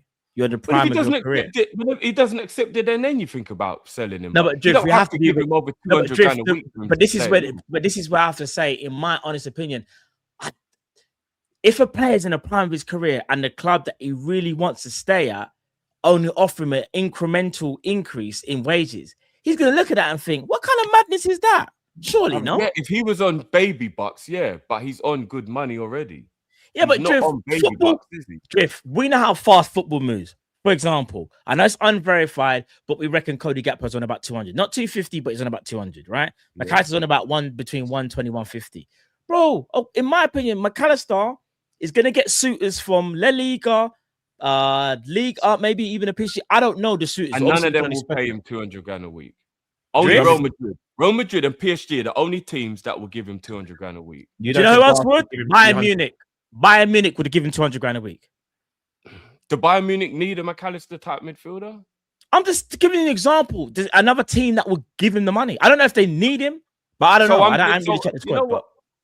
At the end of the day, I don't think that he would kick off if it was just a little bit of extra cash. If you look, dude, that's fine. Just a difference of opinion. No, fair. I don't see why he wouldn't sign if he wants to be, and if he doesn't want to be here, then you sell him, because then you have to protect your investment. But I don't think he should go, and I think he would sign a contract extension. Personally. Before we move on to the last topic, just quickly, guys. I know I don't want to. It's a techie one. Let's say McAllister left. So none of you are saying he leaves, and I'm not saying. Let's just say that he left. He decides not to sign a new deal. Who would be your replacement to replace McAllister? Drift, I'll start with you. Who would be your replacement for Maka if he left? So you're not saying he has to go. I'm not saying he's going. I'm just saying he just said, you know what? I'm not signing that new deal. I want to go. He leaves. Like, who would be your replacement? Elliot Anderson or Baleba. Okay. I like both of them players. What about you, Carl? Tonali or Wharton. We need a defensive-minded midfielder in a team ASAP. Tonali's not that defensive-minded, in my opinion. Tonali. Let's have a look here. He's not defensive-minded. He can do a job because he's a good player. So you've also, let me put the names in there that you forward before he thinks backwards. In an Eddie Hearn system. So in an Eddie Howe system, maybe. Eddie Hearn. He got snaked. But even at Milan, he was more forward-thinking than defensive thinking. Who else did you say, guys? So that Wharton. Was Wharton in there? He's just a top player. I would take Tonali in a heartbeat, but he's not a defensive-minded player. All right, so he's more defensive-minded than Elliot Anderson. But I don't want a defensive-minded player. I want a box-to-box player. I'm just saying. No, but Elliot Anderson, I wouldn't say he's like a DM. He's not a DM, you know. Yeah, he's a box-to-box. I wouldn't say so. He's a box-to-box. He can do a bit of everything. When we did the preview with D-Man and Specs, they even said when he was playing in the 6, he was cooking. Yeah, but I think he's game. You know what it is, Carl? I think he's game. Doesn't mean he's defensive-minded because he can play well there. Gravenberch plays well there, but we all say he's not defensive-minded. No, but Grav by himself doesn't play well there. Grav needs a crime partner. Tonali can actually do that role by himself. In a 6 on his own? No, Cal, no. Well, Tonali or Wharton. Remember, I'm not saying it's got to be Tonali. I'm saying Tonali or Wharton. Yeah. And if you said Elliot Anderson or who? Who's the other one you said? Baleba. Oh, that's it. I forgot. If it's a dream scenario, then I'm probably bringing in a Camavinga or a Schumann or someone like that. But we're not going to get one of those. Thing is, I'm not gonna lie, Cal, them man ain't as good as you think they are either, you know. they're more defensive, way more defensive minded than what we have right now. Yeah, more defensive minded, but I'm saying their overall ability. Who? Sorry, who? Shermany and Camavinga's too injury prone now. Shermany has not impressed me at all. Me personally, this is just my personal opinion. As great as a talent of Camavinga is, the injuries have done him in. I don't want him. I agree with that. Yeah, I don't want him at Liverpool. I'm talking about in terms of the profile. Yeah, Camavinga. Yes, I'm saying the same name again. So Shermany, yes. If he's still not, I don't know if he's still injury prone, but Shermany, he don't look good to me anymore. No, I think Shermany's still cold. You know, that's just my opinion. But anytime I watch Madrid, he doesn't look good. But we'll leave at the Real Madrid man. Then we'll just leave it in the Prem. So Jules, Baleba and Wharton lead that. Possession 1, Baleba again, and Elliot Anderson are the clear 2 front runners. Then you obviously got Wharton, and then you're Tonali and McAllister last. Progressive carries now, Tonali, but you got to remember, Tonali don't really play as a DM, in my opinion. He plays as an 8, so I can understand that. But McAllister is also with him. Elliot Anderson, Wharton, and Baleba trail in that metric. Forward passes now. Baleba is the 12.6. Again, I'm going to say his numbers are a bit skewed. How they play and what he does is instruction. They've changed the way they use him this season. That's why I think he hasn't been playing as well. He just hasn't been good this season. And he hasn't been good, yeah. And I'll be real, he hasn't been good, and instructions. Those are 2 things. Because I know he's better than these. They've changed the way they play him for sure. I just think he mentally checked out at Brighton, to be honest. 100. Yeah, and that he wanted that Man U move, didn't he? Yeah, he's mentally checked out, but also from a professional standpoint, he's not been good this season. He's had a few good games, but he's not been good at all this season. He's fallen off a cliff a little bit this season. But I don't think that's him as a player. I just think the situation, him not getting the move, the fact of, as you said, Drift, they've slightly changed the way they play. I'd still take Baleba at Liverpool. He's not having a good season. Agreed. Full pass percentage. Elliot Anderson has the highest. Then McAllister, then Tonali, then Wharton, then Baleba. Now, key passes. Obviously, we know Baleba not used at all. But key passes. Wharton, then Elliot Anderson, then McAllister, then Tonali. Now, progressing the passing. Flipping out. Elliot Anderson and Wharton are like, again, you could argue the game goes through those 2 midfielders. When Elliot Anderson's on the ball, he's looking to do something. When Wharton's on the ball, he's looking to do something. I feel like both those teams understand that those 2 players for those 2 teams, you give them the ball, they'll make something happen. Hence why they're at the top, in my opinion. Then obviously trailing, you've got McAllister and Tonali. So yeah, listen. If I'm not saying I want McAllister sold, but if he was sold, I think these 2 candidates, in my opinion, would be there. I think in Liverpool scouting, I'd like to think that they would be there as well. If they weren't, I'd be a bit concerned. Like, do you know what I'm saying? So I don't know. I know there's been links to Wharton from before, gone a bit quiet, but that's not what happens because right now it's business end of the season. Elliot Anderson, if I'm not mistaken, I don't think we've really been linked with him. If I'm not mistaken, guys. I don't think really been more Wharton, isn't it? Yeah, Man United have been linked with him quite a lot. Have they? Yeah. Oh, for flip's sake. Well, from speaking to Saeed and doing a couple of shows with him, he's under the impression that Man United are targeting Wharton and Baleba. Oh, yeah. Yeah, would you not be worried about Wharton having similar issues with McAllister in terms of his pace? No, because positionally he's better than McAllister from a defensive but he's still not that quick. So if he's not the fastest at covering ground. He can cover ground a little bit better. But the thing with Wharton is when I've seen Wharton kind of like going for a challenge, Wharton goes in kind of like a not madman, but like he really puts a foot in. Not saying McAllister doesn't, but I don't know. Maybe lack of verticality. Maybe I think Wharton might get ran past in like the way we play, because we have to have the premise that Slot will be here. We can't just make it. If Slot is still here, I would prefer an Elliot Anderson. If Slot is still here. Elliot Anderson can cover ground a bit better. I think Slot will stay. But because Wharton is not quick, like he's not fast at all.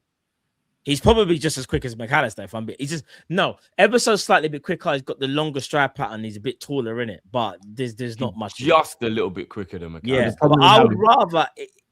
If we have Elliot Anderson under Slot, how do we progress the ball through the midfield? Because Elliot Anderson can still get the ball. He runs with the ball well. So it wouldn't. Yeah, but so does Gravenberch. We need a passer in there.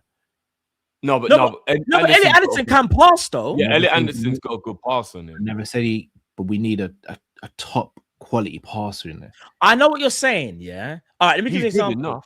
No, but bro, I know good enough drift. Like I want quality. No, he's good enough at passing. No, but bro, I know this is just mods on job, please. Mods on job. You look at the teams we're looking at. Rodri, elite. Zubamendi. No, but Cal, I know this is just metrics. Right. World class at passing. Yeah, but there's not many of those players in the world of football anymore. But that's my point. So sorry to cut you, Matt. Getting Elliot Anderson, if you're going to get Elliot Anderson, you have to pair him up with an elite passer or a player who's a very good passer, or else you're going to waste his attributes. But I think you're underestimating how good he is at passing. What I'm saying is backing up the metrics, Cal. Forward passes, 95.1 percentile. Progressive passes, 95.6 percentile. He's got it, bro. But he's not. He might not be Rodri. All right, who's an elite passer? Let's compare. Is he the player that collects the ball off the defense, though? Kyle, give me a name right now. I mean, Nottingham Forest don't really play like that. Give me a name. Give me a name. We'll do a comparison. A name for what? Like progressive passes that you think that maybe are better than him. Zubimendi, because Rodri ain't really played that much. We got to use the league, I guess. Maybe the Prem, because I think if he's other league, it's a bit skewed in it. I guess, isn't it? Yeah, I mean. Do Curtis Jones. Okay. Do Zubimendi. We'll do Jones. And we'll do Zubi. Why do I still call him Zubi? I hate doing that. Right. So forward passes. Jones is taking the piss. 99.3 percentile. But look who's second though. Elliot Anderson. More than Zubimendi. But percentage-wise, in terms of percentage, Zubimendi is ahead of Elliot Anderson. But then you got to argue, Elliot Anderson's not playing with as good as players. So you got to understand that. Key passes, Elliot Anderson is second to Curtis Jones. Zubimendi's last. And then progressive passes. Sorry, that was key passes. Sorry, I got it wrong. Progressive passes, Jones and Elliot Anderson. So this is what I'm saying. So Elliot Anderson, is he not the profile in Cal going off these metrics, or would you still say no? We need a controller in the pivot. We need I'm not saying, bro. I'm sitting there telling you, Matt. I'd love us to sign Elliot Anderson. I'd love us. Yeah. But we need a controller in there as well. It can't just be Elliot Anderson can't come in and play next to a Sobozalai or a Grav and we're all good in midfield because we won't. I understand that. I know he's not that type of person. But that would be what Verts would do then, Cal. He can drop deep and get the ball, and then he can be the one who makes the forward pass. Verts is a 10 drift. Why are we going to? Yeah, but in the way we play, the 10 drops deep. He does it all the time. But then you're negating Verts' game, and then you're leaving the striker isolated. No, because the wingers help the striker. Which wingers have helped the striker this season? No, but that's why we think the wingers are the areas that need the improvement the most in the team, right? That's why we want to get new wingers. So we're going to have Verts in the team and ask him to drop into the midfield to dictate play drift. Be creative. Anderson can carry the ball from the defense to the midfield. But Gravenberch can do that. Gravenberch can do that. But I don't think Gravenberch should be playing. Yeah, I don't want Anderson for DM, bro. Matt asked me who would I replace McAllister with, and I said Anderson. So who's playing next to Anderson then? Injury as well, but I don't think that Water next to you can't have Soboslai and Anderson because then none of them are a DM. Yeah, agreed. Hence why I've been saying I want a DM who's got good passes. But Cal, when you say DM, what I worry about is, and maybe it's just the way how you're saying it, I think a defensive midfielder can still be someone that doesn't always have, like, I can't explain it to you. And this is no, people are going to say it's shady if I said the name. Let me know. But you want someone more defensive minded, shall we say? That's better, innit? Because when you say DM, my first thought is you just want man that just clamp, but his passing can be a bit meat. Because remember, you're playing for Liverpool. You can clamp, yeah, but your passing has to be on point as well. That's why I'm saying Wharton, no, man. Because Wharton has. Oh, you're saying Wharton? Okay. Wharton's got extremely good passing. But if that's but to Drift's point, if that's Wharton, are you worried a little bit that Wharton in a high intensity game can get found out? Because remember, he's not playing no 3-4-3. You'll be playing 4-2-3-1. You'll be one of the pivots playing next to Grab. And even though Grab might be back to his best, maybe covering a bit more ground, are you worried, or do you think Wharton will be all right and he'll be calm? If Wharton were to sign for Liverpool, and again, this comes on to the premise of tactics, etc. If I'm having a Wharton in my team, I'm utilizing him next to a Szoboszlai or an Elliot Anderson. Like, if I've got, then yeah, I'm all for bringing an Elliot Anderson in and partnering him up with Wharton, or having Szoboszlai partner up with Wharton. I need someone who can pick up the ball from the defense and pass out from midfield comfortably. Wharton can do that. Wharton can do that. But who's defending then, Cal? Szoboszlai and Wharton. Who's the one doing the defending in that midfield? Wharton will have to do that. He's not good at that, bro. He's not a great tackler, you know, bro. Wharton is not a great tackler. He's freaking ads, bro. What the? You know, being a DM doesn't just mean tackle all the time. A lot of the time, it does if you've got Szoboszlai next to you, because Szoboszlai won't be the one doing the tackling. Chat, help.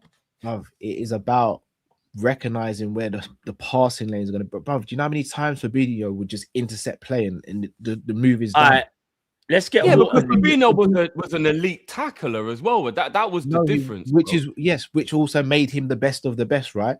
But let's not act like Fabinho was Fabinho athletic. No, but he was a brilliant tackler. Wharton ain't a brilliant tackler, bro. Doesn't have to be a brilliant tackler, Drift, because Wharton's numbers are not bad though. So let's cut in, guys. Wharton's numbers are not bad. Jules 89.2. Yeah, that's actually impressive. Yeah, that's the highest in terms of possession one. He's second. Progressive carries. Remember, Wharton don't run with the ball. That's not his thing. Wharton's thing, as we all know, his progressing is his passing. He's the opposite to Grav. So to Cal's point, I guess it does kind of make sense. But I understand Drift's point as well. Because Wharton isn't the fastest across the ground, the structure needs to be perfect. So you both got very valid points. What Drift's saying is, to get the best out of Wharton, the structure needs to... Say that again, sorry? It's why Jorginho works so well with Kante, because you had an athletic player. If we have a Szoboszlai next to a Wharton, I think we're fine. If you you're saying it should be a Wharton, if it's Wharton and pivot. Yeah, if it's Wharton and Gravenberch, no. If you're gonna get someone to partner Gravenberch, then it's Elliot Anderson. If I'm getting someone to partner Szoboszlai, it's Wharton. But then that means Wharton would be a DM then. Say that again, sorry? Wharton would be the DM then. Out of the two, yeah, he'd be the deepest line midfielder. We'd have the same issue we have now, Cal. I'm telling you, he's not a great tackler and he's not quick. We'd have the same problem we have now, bro. I'm telling you. Bro, and I rate Wharton. He's a good player. If you've got a Wharton in your team, Kyle, you need a Mascherano or a Caicedo. You don't play him with a Szoboszlai. We'd just get ran through again in our midfield. I know Szoboszlai's got the pace, but he's not a great tackler, is he? I would actually think it would be a waste of profile of player to get him and play him with Szoboszlai. So personally. Who's the DM we go and get then? That's the $1 million question. But Baleba can't pass. I'm not sure about Baleba. As good as he is, I'm not sure. Next to Wharton, he can just do the tackling, give it to Wharton, and then Wharton can be the one who does the passing. So you're saying Baleba and Wharton to start for Liverpool?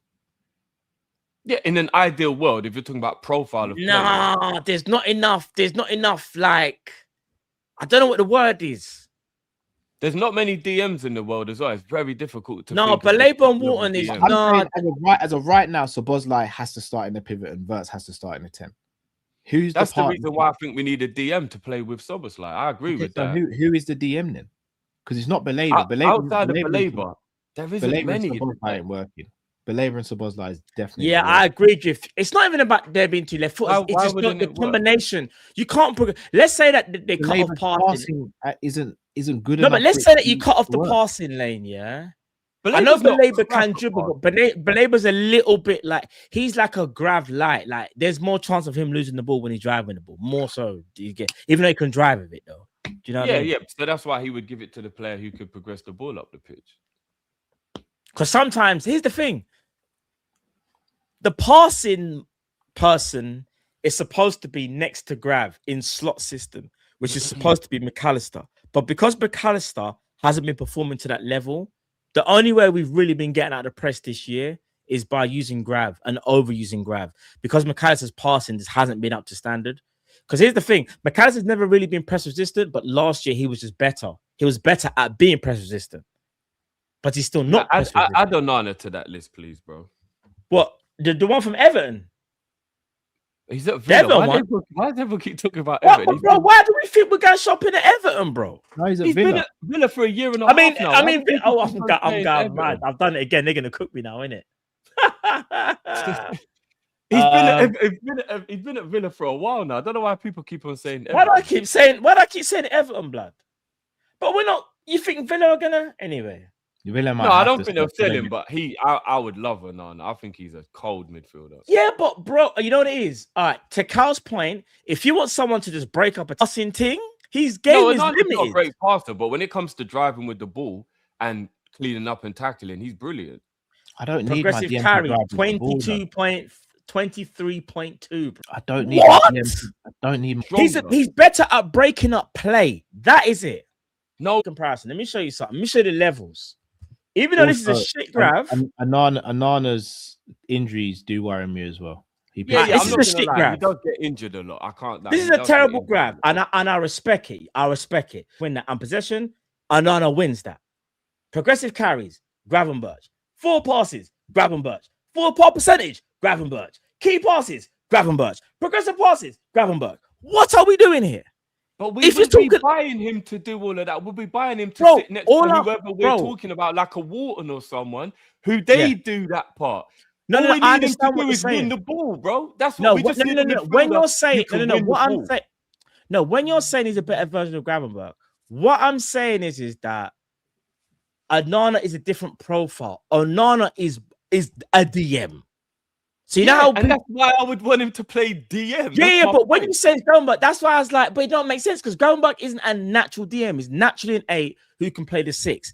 Onana is naturally a 6 that can play an 8, but he's naturally a 6. You know what you could actually do? You could actually play Onana and Gravenberch and have Gravenberch, instead of passing, driving and taking the ball and carrying the ball up the field. That's what you could do. Listen, Onana's cold, you know. I'm not saying listen, you see Onana, yeah. I would take Onana at Liverpool 100%, but you have to partner him up with someone who's the complete opposite. So it has to be, if you're gonna get Onana, that's where Cal's saying you need the pass master. We need a top level because you have to progress the ball. You can't just have man just dribbling in the midfield. You have to progress the ball. Do you get what I'm saying? Look, if you have a top level passer in the team, then most likely you have to accept that Gravenberch won't really be able to play.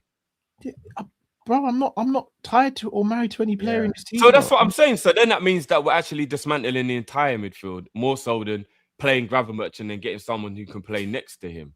That means we'd actually be getting rid of him and McAllister or putting them on the bench effectively. Rotation, yeah, it is what it is.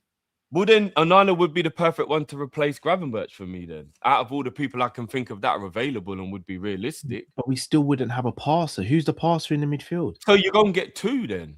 Then you can have Wharton. Wharton can play with Onana 100% because then I'm not worried about his physicality because Onana's got that. No, Wharton can play with Onana because you've got the deep line playmaker and you've got the screener. So it's like I'm probably doing too much. It's a bit like, I know Wharton's not Alonso, but he'll be the Alonso profile.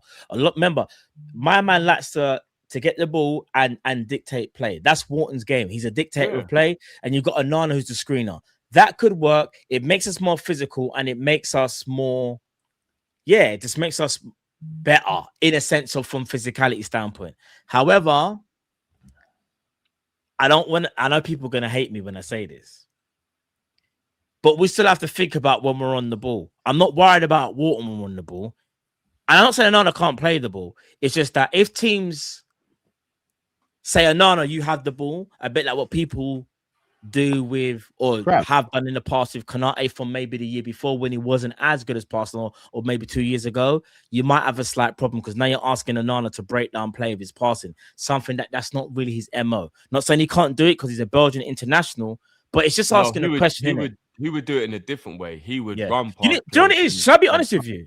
We need to have all archetypes of players, bro. That's all it is. History gets the ball and runs past players because you're vacating the space. No, I'm talking about what Matt's saying. Like people would just give him the ball and say, "Go on," and like what they do with Konate. That would be dangerous because he would just run past players then. Because that is a very no. What I'm saying is, but they'll just set traps for him then. You can't say that now. What I'm saying then is that means that he'll be able to pass it off to other players, and then and then if they've all ran to Onana, then there'll be space somewhere else, and then he can lay the ball off to someone else, and then he's created space with his run. Listen, all I know is that one thing I think we stumbled across is we need all type of player, all profile of player. We lack profiles. So maybe the wrong question was who do we get rid of? It's adding. So for example, like you said, I think before, you see Endo, no disrespect, and people, please don't take this wrong. Endo can bounce, innit? You can jet out, he can go about his business, innit? No, sorry, I said that a bit wrong. What I'm supposed to say is Endo, great servant, bad boy, but if you can replace him with an Onana or a Walton, we've got another profile added to the team. We need to add profiles. That's what we need to do because we're lacking two. We're lacking a pass master and we're lacking a physical profile or just a defensive mid that just shut down everything. You know, them ones there. That's what we're lacking. So, yeah. So we're basically saying we need to change the entire midfield. No, we need to. You know what I said? We need to add profile, not get rid. Just add. No, I'm talking about for the first 11 though. Like we're literally. If we're looking at someone who can do the breaking up of play thing, but still dribble and all that, if we're gonna partner him, I'd go and grab Manu Kone then. We're going back there. I hear it. Yeah, I would. I'll go and grab Manu Kone. Is he a great passer though? He's a better passer than Onana. He told you, bad man, don't dance. I don't know about that. Manu Kone, Catherine Thuram, we're running it back here. I don't know. We're saying Thuram as well. I hear it. Kone's a better passer of the ball than Onana. Maybe because I like him, I'm thinking too much into it. But I watched Villa a lot this season, and I think Onana is just a very well-rounded top level midfielder. I think he can do brother. You see, Nana. If Onana walks into Liverpool, he automatically makes us better. It's automatically. Yeah, he can kind of do everything. We don't have a profile. We don't have a profile of a player like that in our midfield that can do. You see how Elliot Anderson is a jack of all trades. That's Onana, just in a different way. They're jack of all trade players, but they're very good though. They're very, very good. Yeah, and what I would love about buying an Elliot Anderson or an Onana is they're physical. I just feel like we're so timid. I want players in there that are going to let the man them know. Like Cal said yesterday, I'm letting man know in the first 5 minutes with my tackle how strong I am, and he's in for a game. Elliot Anderson and Onana, they do that. They let the opposition know you're in for a game today, bro. I'm sick of the pussyfooting around we do. You know what I mean? And all the we're too easy to play against the midfield. That's what I'm thinking about as well. That power and that strength, that aggression that those players bring into the team. I can't sign Onana though, but he's had way too many muscle injuries. He's had a bag of injuries though. I do worry about his injuries. I agree with that. I do worry. But he's 24. It's mad, isn't it? I would be willing to take the chance on him if the fee wasn't too high. Since 2023, he's had 1, 2, 3, 4, 5, 6, 7 muscle related injuries. Since what year? Since 2023-24 season, he's had 3 so it's like 7 muscle related injuries. Can't run. Are they long injuries though? Because he plays quite a lot of games. But 1, 2, 3, 4, 5 of those are hamstring injuries. Could be a risk, yeah. That's a risk I don't really want to take. Well, I need to try and look around the world and see what people might be similar profile, because that's the type of profile of player that I think we need. Yeah, I think we need 2 center midfielders. In my opinion, we need a passer and we need a physical player in the midfield as well. I'm not going to get into the debate now. I agree with you with I would swap Onana, Endo with Onana.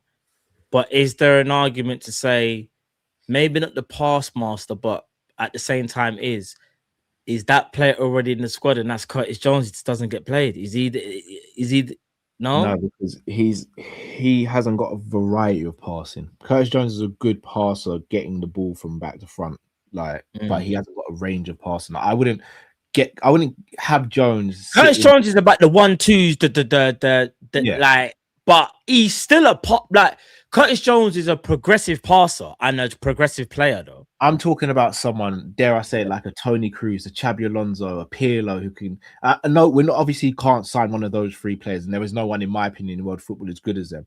But someone who can pick up the ball, scan the pitch, and go, "I'm going to pick that man out, and I'm going to open up the game with this." Yeah, I need that in my team. I'm sitting there saying I do not want Curtis Jones sold. I want to keep him at Liverpool. Like, nothing against Curtis. We don't have a player of that profile. We need that. You know what? I'm not gonna lie. I'll still take the chance on the Nana. I just looked, and the least amount of games he's played in a season is 35 in the last 4 years. I know he does get injuries. I agree with that, Cal. But if 35 is the least amount of games he's played in the last 4 years, I'd take the chance on him. I would. I just think he's so good. I'd take the chance. I'd buy someone else as well. I wouldn't only buy him. But 35 games a season ain't like, oh man, we've got this player we're never going to see. Like 35 is a big chunk of football. So I'd take the chance on him. Having all these injuries at this age, and as you get older and you're now playing in a team that's demanding you do more. I don't think we physically do demand more under Slot, though. For Klopp, yeah, but not Slot. Slot actually plays slower football. That's why Frimpong's injuries, for example, are a little bit like, wow, what's going on here? Because it ain't like we play with some crazy intensity. Because the way we play means our players have to be reactive, so they're going to be sprinting more than most other teams.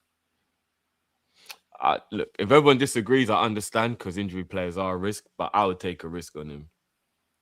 I think it depends on. I don't know when his contract. If we could get him for like 50 mil, 50, 60 mil, I'd take a chance on him. We get Villa paid something silly for him like that. They paid 50, Villa. They paid 50 for him. But remember, Villa are the type of team, because they got money issues. Remember how little they got for... No, I think they would only have money if they like don't make or something like that. Top 5 drift. So if they don't make top 5, I think you've got a chance. If not, I reckon they'll be all right. They're a selling club as much as they don't want to be because of their FFP situation. I think if you offer them... Yeah, that's true. That's why the Morgan Rogers thing will never go away, innit? For real.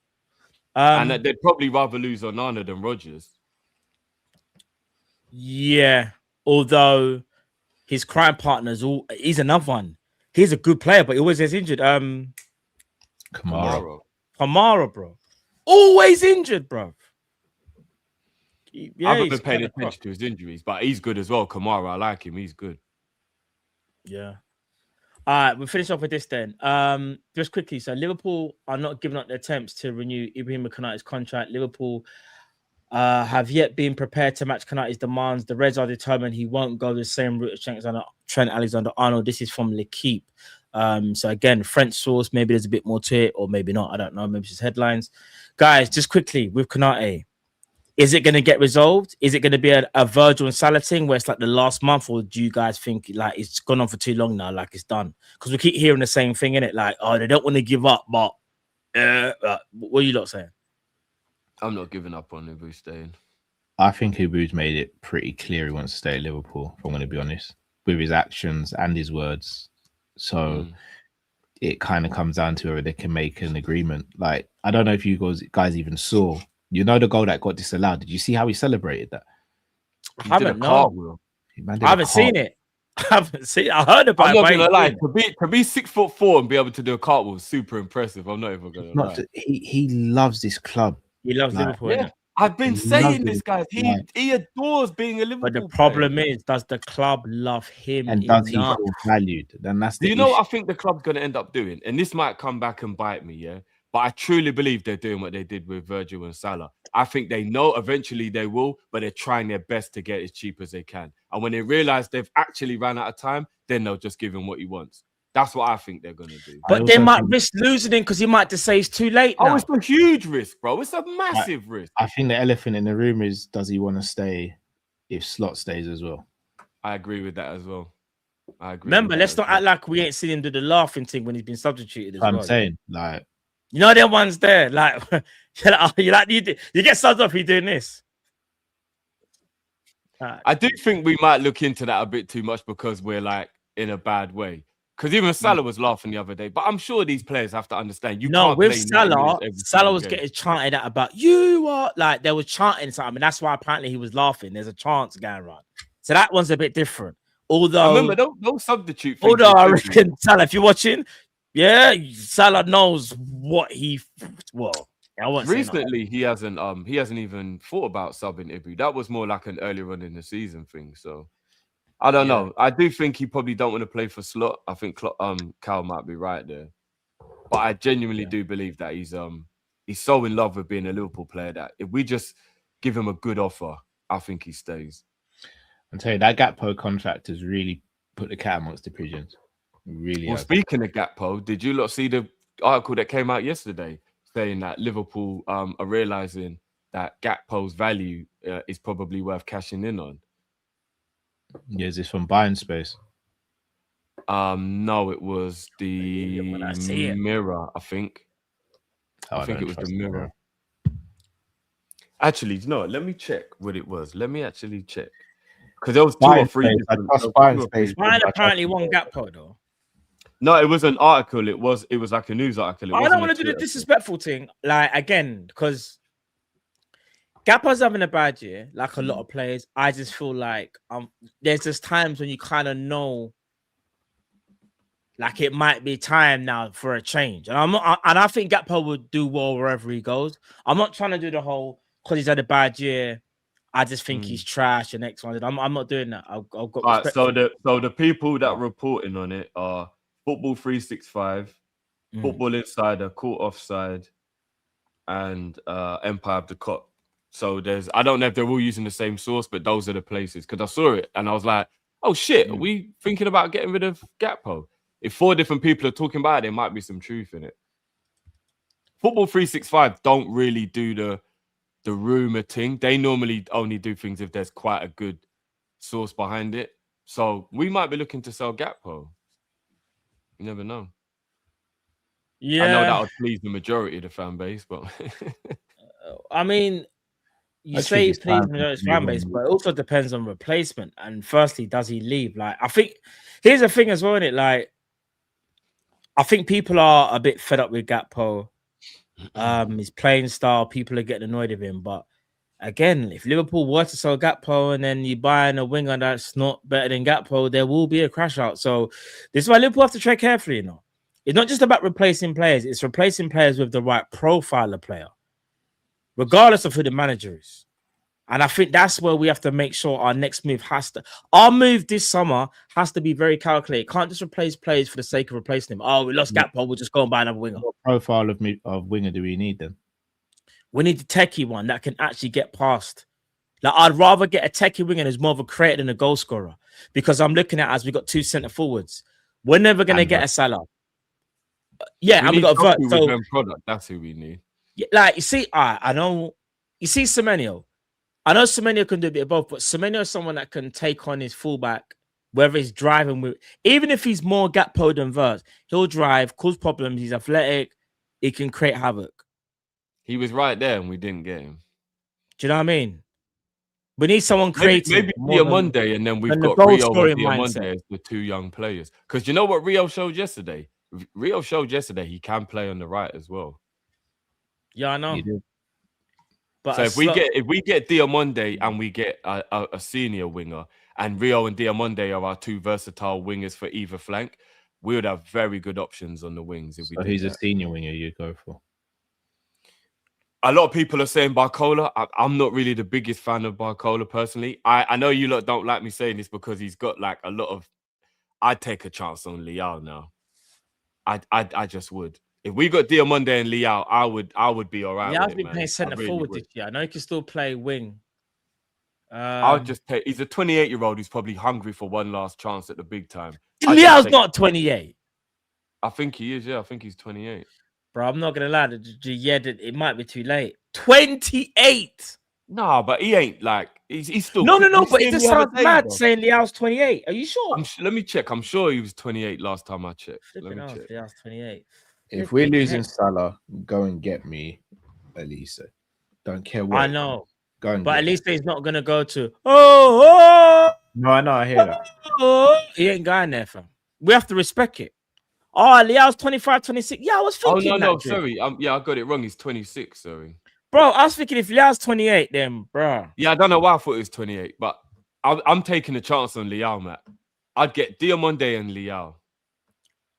And then we got Rio and Diamonde who can play both. Is this on the premise you're keeping Salah as well?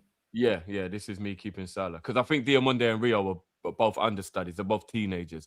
I want a senior player like Liao to come in because I want some seniority in the team as well. Well, I'll be real. As soon as we don't press, Liao would fit in. He'll be fine. In an ideal world. And you know what? Liao is the biggest X Factor player out of the people I can think of, where if this individual brilliance, like you said, Matt, is what Slot relies on, at least Liao is top level individual brilliance. Do you know what I'm saying? Liao is like, Liao can... I think Barcola's really slept on by some people, you know. His finishing worries me, Cal. That's the problem. Do you know what? I think Barcola's a good winger. I just worry he's a little bit, and that's going to sound mad, he's a little bit scattergun with his finishing, a bit scattergun approach. He's very... But maybe that's me being harsh, though, because I ain't really watched League R like how I have like in recent years. And the thing is, you see why I don't like the idea of Barcola, guys, as well. Yeah, not just his finishing. We play low blocks a lot. And because his main thing is that pacing behind, I just wonder how would Barcola play in the team against a low block? Like, how would you utilize his talent in a low block? Because he's got very good dribbling. All right, Cal, would you say he's a little bit lightweight though, Barcola? I don't know. As good as he is. I don't know, man. Is he a little? Because I always look at him and think he's not doubting Barcola's dribbling, surely. It's not. It's no, not. dribbling is MO. I'm talking about the finishing. Dribbling, Barcola's Barcola is, for me, Barcola is PSG's least good dribbler. I think Doué, Dembele, and Kvaratskhelia are better dribblers than him. So he's like the worst dribbler at PSG. But you're comparing him to two phenomenal. No, I know I am. But I'm just saying, like, Is it's not like worst? that's the thing that, like. Do you find the statistics? I think Kva's the best dribbler out of all of them. If Barcola walked in at Liverpool, if Barcola came to the Premier League, he'd probably automatically be the best dribbling winger in the league. Probably. No, Doku's definitely better than Barcola. Doku. Apart from Doku, I can't think of anyone else. What would you say? Barcola's a better dribbler than Saka? In Saka? I'm just asking because the Arsenal fans would. Yeah, the Arsenal fans would what you. Yeah, hold on, what did you say? I said, do you think Barcola is a better dribbler than Saka? Respectfully to Saka, absolutely, yeah. Bro, this is where Saka needs to act like he's got the injury. You know, when Saka does the. No, I'm not gonna lie, guys. That was just me trying to keep up with my one piece of Arsenal shade a stream. Barcola, I rate Saka, but he's not talking to Barcola. You know I'm here for it. Kvaratskhelia. That's a shout. Would you say he's a better dribbler than Shirky, Carl? I wouldn't say Shirky's a winger though. It's a hybrid. Shirky's a 10. He's definitely a 10. A hybrid, isn't it? He's a Pep's been playing him out wide a lot though. He's also played him centre as well. I don't know about that. You know what? Maybe Barcola's the type of player that would sign him and then I would be like, you know what? After watching him week in, week out, he's better than I thought he was. But Barcola just don't move me, man. Barcola's a good player, you know. I know he's a good player, but all I said is his end product can be a little bit thing, but he's good though. His finish. Do you know who he reminds me of? He reminds me of Sterling. That's who Barcola reminds me of. Rapid, decent dribbler, but scattergun finishing. He literally reminds me of Sterling. I think Barcola would get goals because he would yield so many chances in the same way. You know, I will say though, out of dribbles completed, he's actually like in the percentile. He's worse than Krava, worse than Dembele, and worse than Doué. Yeah, because those guys are. He's definitely the worst dribbler. Non-penalty goals. But they're elite dribblers. All them. They are elite. No, you think that if we, you know what's fair? Let's not compare him to that. Dribbler, though. If we're gonna buy a winger, he's on that level though. We should compare to we should compare to Gakpo and Salah. That's what we should be doing. Like, Barcola dribbling is cold. Just because he's not as good as the others, don't mean he's not cold. Like those I eyes can see that told me that you're about to say mental, either Saka bro. or Salah or Gakpo's got as good a dribbling as him. That would be mad if it's true. But we also watch football with our eyes as well, guys, right? Yeah, but the French league is easier than the Prem. And the Serie A is easier than the French league at this point. For physicality, 100%, yeah. In terms of dribble completion in percentile, Salah's the lowest at 52.3. Barcola is the second at 72.6. The landlord is our top, Cody Gakpo, 83.5. That's mad. But he's I'm safe. not gonna lie, even without the eye risk. test, even if we know eye test is 50% of the situation, he even statistically shouldn't be below Gakpo. Even taking out, like, that's crazy. You do, but remember though, but when it comes to dribbles, Gakpo don't take no risk. So remember, dribbling is just literally, you know, when Gakpo gets the ball and he does this, acts like he's gonna do something, and he just cuts inside. You know, that's a dribble, isn't it? When he starts running, that is a dribble. That's what I'm saying. He's not beating any. So like, even though. But Salah at 50.3. Sometimes Gakpo gets past this, man. He doesn't do it regularly enough, but he does get past. He gets past it when he cuts in, when he drives. Who beats their player more, Barcola or Gakpo? Like, what are we doing? Oh, no, Barcola. I thought Barcola would have been above Gakpo, but statistically, that's crazy that he's not. Barcola is a better dribble. I don't even believe we're having. Barcola's a better drift. Barcola way better. He's way better. It's not even a conversation. You know, I'm always 50% stats, 50% eye test. So I get what you lot are saying, because when I watch Barcola, he looks like a better dribbler than Gakpo, but it's still crazy. Because your eyes are not lying to you. But it's your still eyes crazy. Are not lying. Stats are better. It's still crazy. His stats are better. No, Drift. Stats. Remember, I said this though. Stats can be skewed. Remember. No, of course they can. But why did we read them out then if we weren't going to? No, but I just wanted to see like what the stats are saying. But we know we have to apply context. You know what? But we all know that there is going to be a little bit of an agenda while we're going to want to add more context, because none of us want to believe that Gakpo can be better than Barcola. No, Drift. All right, if I'll use stats, I'll prove this then. Progressive carries, Barcola's in the 89.1 and Cody Gakpo 70.7. So what that tells you is Barcola progresses the ball more, and is probably going to try more dribbles, more likely than Cody Gakpo. So that's why his completion rate is probably a little bit lower, especially if you're progressing more than Gakpo. And Gakpo does progress a lot, if we're being honest. Do you know what I mean?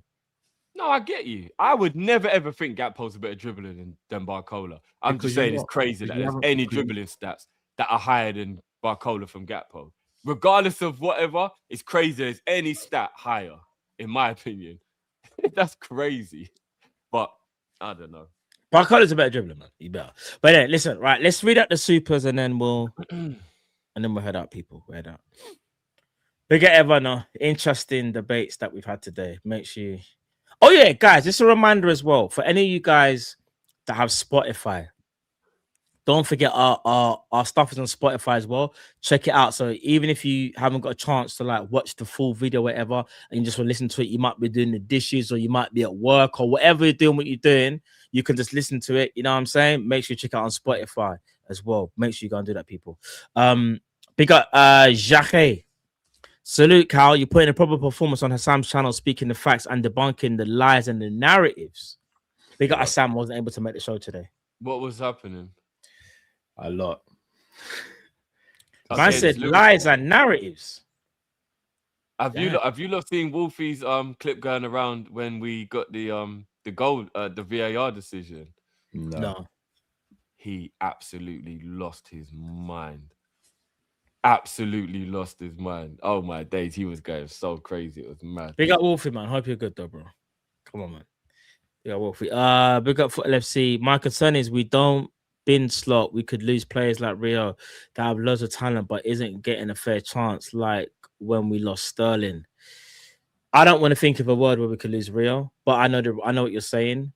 Mismanagement can lead to young players thinking, where does my future lie? And that's hopefully something that we won't have to come across in it. So let's hope that's not the case. Kyle, this one's for you, bro. Floyd versus Pacquiao 2 announced for the night. Yeah, because Floyd's back now, isn't he? What? Got to pay the bills. He's got to pay the bills, bro. No, Mayweather does not need money. This must be he's bored. Nah, Mayweather bruv, does not need money. bruv, Man. he's suing Showtime for 350 mil for apparently earnings that he hasn't been given. Yeah, but he's probably still got 300 mil in the Nah, bank. Drift. Mayweather does not need money. No, Drift. All right. He's made a ton of money, but if you have a lavish lifestyle and he pick him up, he supported so many people along his journey. That money eventually. Am I not mistaken that Mayweather's got like ridiculous business investments as well? It's not just about his boxing. He doesn't spend very well. I know he's lavish. Didn't he get 100 mil to have that fight with the Chinese guy in that exhibition? Doesn't spend very well, Drift.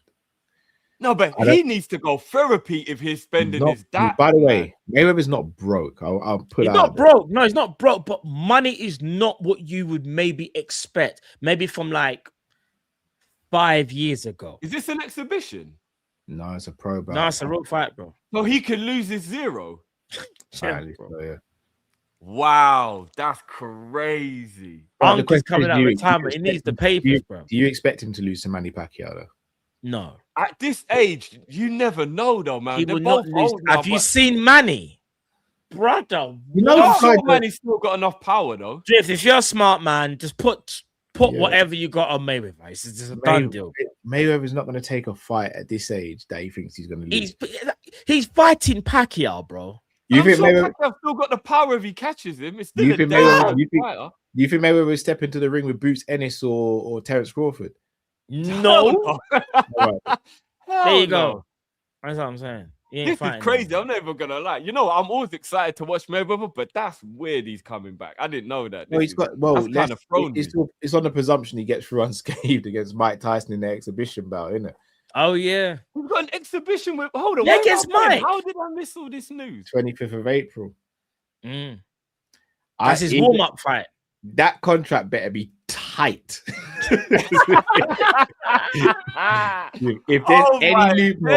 If there's any loophole, Floyd's gonna get it. Mike Tyson is the type of guy to be like, there's a loophole in the contract. I was saying, what? Maybe Tyson's just gonna do what he did with Jake Paul and not go ham because there's too much evidence that showed Tyson could have knocked out Paul. Do you know that? Have you seen the videos where they showed when the referee's speaking to him, he's biting the glove? Madness. But yeah, people, spoiler alert, Kyle will most likely be doing those watch alongs, not to put him on the spot. So make sure you go check it out. I saw Jake's jaw and I had to bite my gloves because I saw it. I saw the punch right there. We'll be there, chat. We'll be there. We'll be there. I wanted to hit the back of his skull with my fist, but I thought big up Marcel. Cal, if you finish above you in the league, oh for goodness sake, it's Man United. I will have to. I can't even respond to that. I will have to go away, Marcel, man. Respectfully, bro. Big up Makuma. Our team last season was better, more dynamic. Yeah. We were definitely more dynamic last season. Yeah. We had Diaz. We had players who were just more dynamic in general. Yeah. Mo was more dynamic last year as well. Yeah. What? I mean, bro. What? Oh, no, this is regarding the tweet. The super chat from the Man United fan. Oh, the Marcel one. Okay. Oh, bro, your owner Jim don't like you and you don't want you. It's not too late to join the champion. Say you never walk a lot. I hear it. We got to go out there. Like, guys, every time we get another ownership, ain't it crazy how another owner of another club would do something to almost slightly make you appreciate FSG? When you lot going on the ownership. All right, okay, so yeah, Carl spinning the narrative again. I hear it.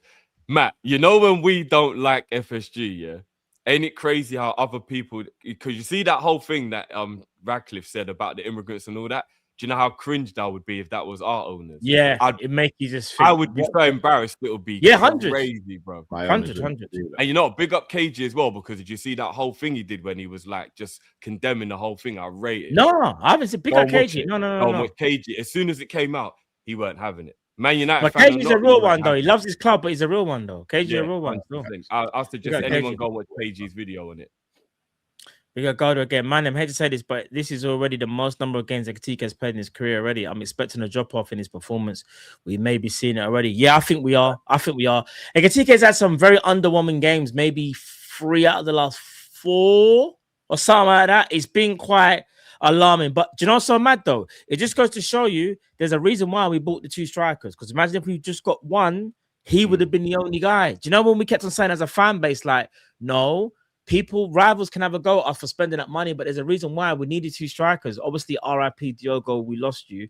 And then obviously Darwin was sold and Diaz was sold as well. So we had to get in 2 strikers. You know what I'm saying? You know, there's a lot of unofficial reports though that if Jota's tragedy hadn't happened, we wouldn't have bought Isak. No, see, I've heard it's we wouldn't have got the other way around. Yeah, that's what I heard. It wasn't even be Ekatike. Oh, maybe it will. Well, the premise being we would have only kept real, and rightly so. Yeah, we would have only got Listen, one. Yeah. RIP Jota, he had a bad. For his standards, he didn't have a great year in it. But I think that because of what Jota's done in his Liverpool career, I think a lot of the fan base was willing to give him another chance to see. Do you get what I'm saying? 100%, yeah. So, big up Victor. Gakpo's attacking contribution is poor, but his value is defensive balance. Yesterday, Gakpo had more tackles than Virgil and Milos. Him and Virgil allow Kirkes to get his form. Give some credit. Do you know what? I would never listen. If a player credited his defending. If people want to say defensive effort, that's fine. That's fine. I've got no problems with it. But as an attacker, as great as it is for your defensive contributions, your first thing should be attacking. I ain't having it. No, it don't make sense. Yeah, big up to V2 all Respectfully, the time. Respectfully. Yeah, big up to V2 because he's always supported the channel from day one. I ain't giving Gakpo no credit for the upturn in Kirkes' form, and I ain't giving Virgil no credit for the upturn in Kirkes' form. Kirkes' form is down to him and him alone. Like, respectfully to everyone else. Like, Gakpo ain't done nothing for Kirkes this season. In fact, Gakpo's hindered Kirkes this season. He's ignored him. He's hindered Kirkes this season. I think that's a bit too harsh. From an attacking standpoint, I wouldn't say he's hindered him. He has hindered him, Drew. He attacking wise, he's hindered him because he doesn't link up with him. But I don't think he's hindered him defensively. I don't think. If he's hindered him attacking wise, then he has hindered him, right? Because that's no, but you said defensively because we're talking about defensively. But I'm talking about Kirkes' form and upturning form. Gakpo's hindered Kirkes this season. He definitely helps him defensively, though. I do think Vito's onto something. I do think he comes back and helps him defensively. But I agree with you that Kirkes' form is down to Kirkes just getting form. I agree with that. Big up Victor. His tactics, in my opinion, there's an interview Mac did last year. Mac said he prefers to play next to a sitting 6, and Jurgen always saw him as his Gundogan. Gravenberch isn't the holding 6 anymore. But I'm being real, it's bare malarkey, fam. It's just bare malarkey. It's just, yeah. But you're right. There are definitely issues with our tactics and how we're set up. 100%. So even if Maka is having a bad season, just from him, a personal perspective, the tactics are making him worse. I do agree with that. I do agree. We got Shimon. Mac 10 is nowhere near done. He's just having a bad season as a result of a bad manager. It's all opinion, people.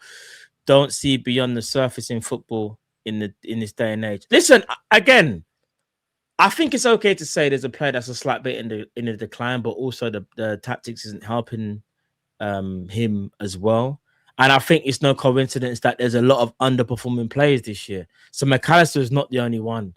I just think if McAllister, because he plays in the engine room, maybe you see it more. And football hasn't changed from when football started. Games are won in midfield. And when your midfield is laboring for different reasons, whether it's the players, the individual, the tactics, like, do you know what I mean? Like, we have to ask questions. And listen, I respect everyone's opinion, and I'm not saying I'm right. I'm just saying it's something to keep an eye on, whether you believe it's just the manager, whether you think it's a bit of both. So, yeah, man. Big up Shimron.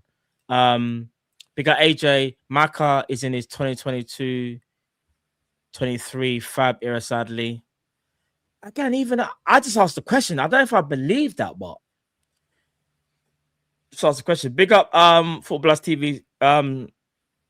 So proud of the boys after the win against Everton, and big up Liverpool for the win as well. Who would you swap between Man U and Liverpool if you had a choice? Who would you swap? I'd swap Gakpo for Cunha. But Cunha's not a left winger, though. I'm not playing Cunha left wing. he kind of plays there for Man United. Mine just froze. Guys, can you still see me and hear me? I know they play 2 10s, but he does drift wide. You lot are frozen on my screen, but I can hear you. Yeah, there's no way. You are glitching a tiny little bit. Yeah, I don't know what's going on. From Man United's team, who would I take? The chat is saying Salah for Mbeumo. That's a bit wild, but I don't even, respectfully, I don't know if I would take anyone. Bruno's quality, but we've got Verts. Maybe Mazraoui to play right back. I wouldn't take Mazraoui. Not over Bradley or Frimpong. Mazraoui better than Bradley. Not for me. I ain't seen Mazraoui play for so long, but he probably is. Mazraoui probably is better than Bradley. Probably is, but Cunha is the only one, but I don't know where it fits. Yeah, because Cunha, I don't know what I don't know if Cunha's a left winger striker. I don't know what Cunha is, you know. He's a good player though. I like Cunha. He's a good player. Maybe I tell you what I'll give a little bit of credit to is I actually think that Sesko is proving he was the better one of the two. You know, out of him and Gyökeres. Yeah, Sesko's finishing more. I mean, and again, it's the type his of finishing goals. seems more refined for me, Sesko. They would have been better off swapping. If Gyökeres had gone to Man United, he would have thrived more, in my opinion, and Sesko would have thrived more. Yes, because Arsenal. I don't know. You know what, Cal? I don't know if Gyökeres would have thrived at either, because Man U still rely on hold-up play, and Gyökeres don't have hold-up. They rely on counters drift. That's Gyökeres' bag. Yeah, but they counter-attack more wide than down the middle. Bro, look at Sesko's goal today. Sesko, yeah. But he's just sprinting, just doing this the whole time. I hear it. Do you know what? Bro, if that's Gyökeres, that's space. He's just better. Full stop. He's just better. I hear it. I hear that. Because honestly, according to David Kopp, we are linked with Bergvall. Oh, do you know what? I'm gonna be real. As much as I think it's talented is, we don't need Bergvall. We just don't. I spoke about this on the Friday show. I can't believe. Yeah, I can't believe that is not who we go and get. No way. If we go and get Bergvall, the questions need to be asked about our recruitment. And I'm not saying Bergvall's rubbish. It's just that we don't need an up and coming player who's not at his full potential. We don't need that right now. In our engine room. Nah, blood. Big up Golda. Again, Mandem, I'm a minority here. I don't think there's any issue with our midfield players. They've just been asked to play a meaty system by a meaty manager. The emergency area for us are the wingers and centre-backs, if it believes. Do you guys agree with that, or you guys different from that? I think the wing situation and centre midfielder are our two biggest issues right now. I think there's a lot of truth in what he's saying, because it's kind of what we were talking about. I think it's more the system and what they're being asked to do more so than their actual talent in midfield. Okay, cool. We got guys, Sangare, left foot lens, or Anana, Villa for me. I don't know anything about Sangare. Yeah, I don't know anything about Sangare. Yeah, now it's why. I think Anana's a very good fit. The injuries worry me. Yeah, I don't know much about Sangare either.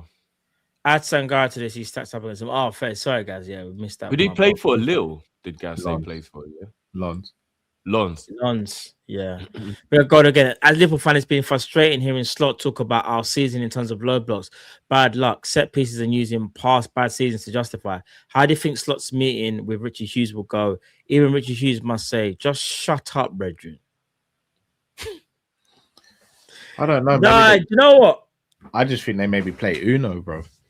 If it's like the round table, them man are going to be playing PS5 and getting pizzas. It's going to be calm. They play Uno and glaze each other. It's mad. Clearly, there's no footballing conversation. Well, there's clearly no footballing conversations going on, because if there would be, then we'd have a new manager at some point. So. Yeah. Nah, for real.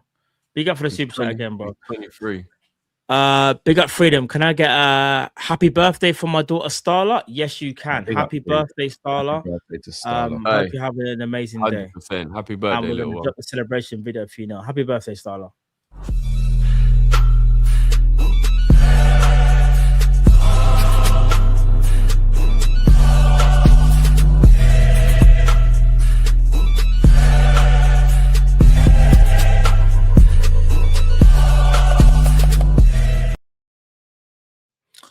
Happy birthday, Starla. Birthday girl and that. Big up. Sangara's through the RB Salzburg Academy. Oh, is it? That usually means if we want him, we'll get him. Yeah. Normally. Big up official AMD speaks. Floyd had to pay penalties to IRS. Big up. This is what I'm saying, bro. Yeah, there's a lot going on. He needs to go therapy for his money spending if he's made that much money and he's broke. From what I know, whenever he used to get paid out for fights and stuff like that, it would be Al Heyman who would control the money and give him a salary. Otherwise, he'd go crazy with it. Yeah. Oh, and then once he left Al Heyman, he just went stupid with his money, basically. Well, probably, yeah. Like, bruv, there's a reason bruv, you know, when someone has a character and then they become the character, he's become money maker. He has time ago. Yeah, he has. When I'm seeing him do, I don't want to get, but I'll leave it. I don't want to get really political on the channel, so I'll leave it. But save the content for your channel. You can speak because you can probably more than all. I don't know. Like, when I'm seeing him do certain things in other countries for political leaders and all that because there's money involved, and for me, you've lost your soul in it. So good luck to him. I hear that. I hear it still. And he needs to leave Vegas. It's too expensive to live in Vegas, man. Bro, this guy just loves. Yeah, it's his lifestyle. Because he has to live up to it now, innit? Remember, he's now Money Mayweather. That's the lifestyle. Because before it was Pretty Boy Floyd. That was the thing now, though, man. He's too old to be immature like bro, that. Touch wood drift. I've been lucky enough to be around fighters and go to fight shows and stuff like that. Bro, he walks around with an entourage. You think you think it's free for them to walk around? I know he's got to pay. Yeah, all that. Yeah, I know. But he's made like. Can we like guesstimate here that he's probably made between 800 to £1 billion in his career? Yeah, hundreds of millions, maybe close to. There is no way there is any excuse, no matter how lavish you are, to have spent. I agree. He's made hundreds of millions, bro. No excuse. That is in 100. What are we doing here? He has. But again, if you make bad investments and you just spend and you don't invest, your money. He's a nutter. I'm not gonna lie, I don't feel sorry for him at all. I don't think he's in a bad financial situation, but I do think he'll always go for a cash grab.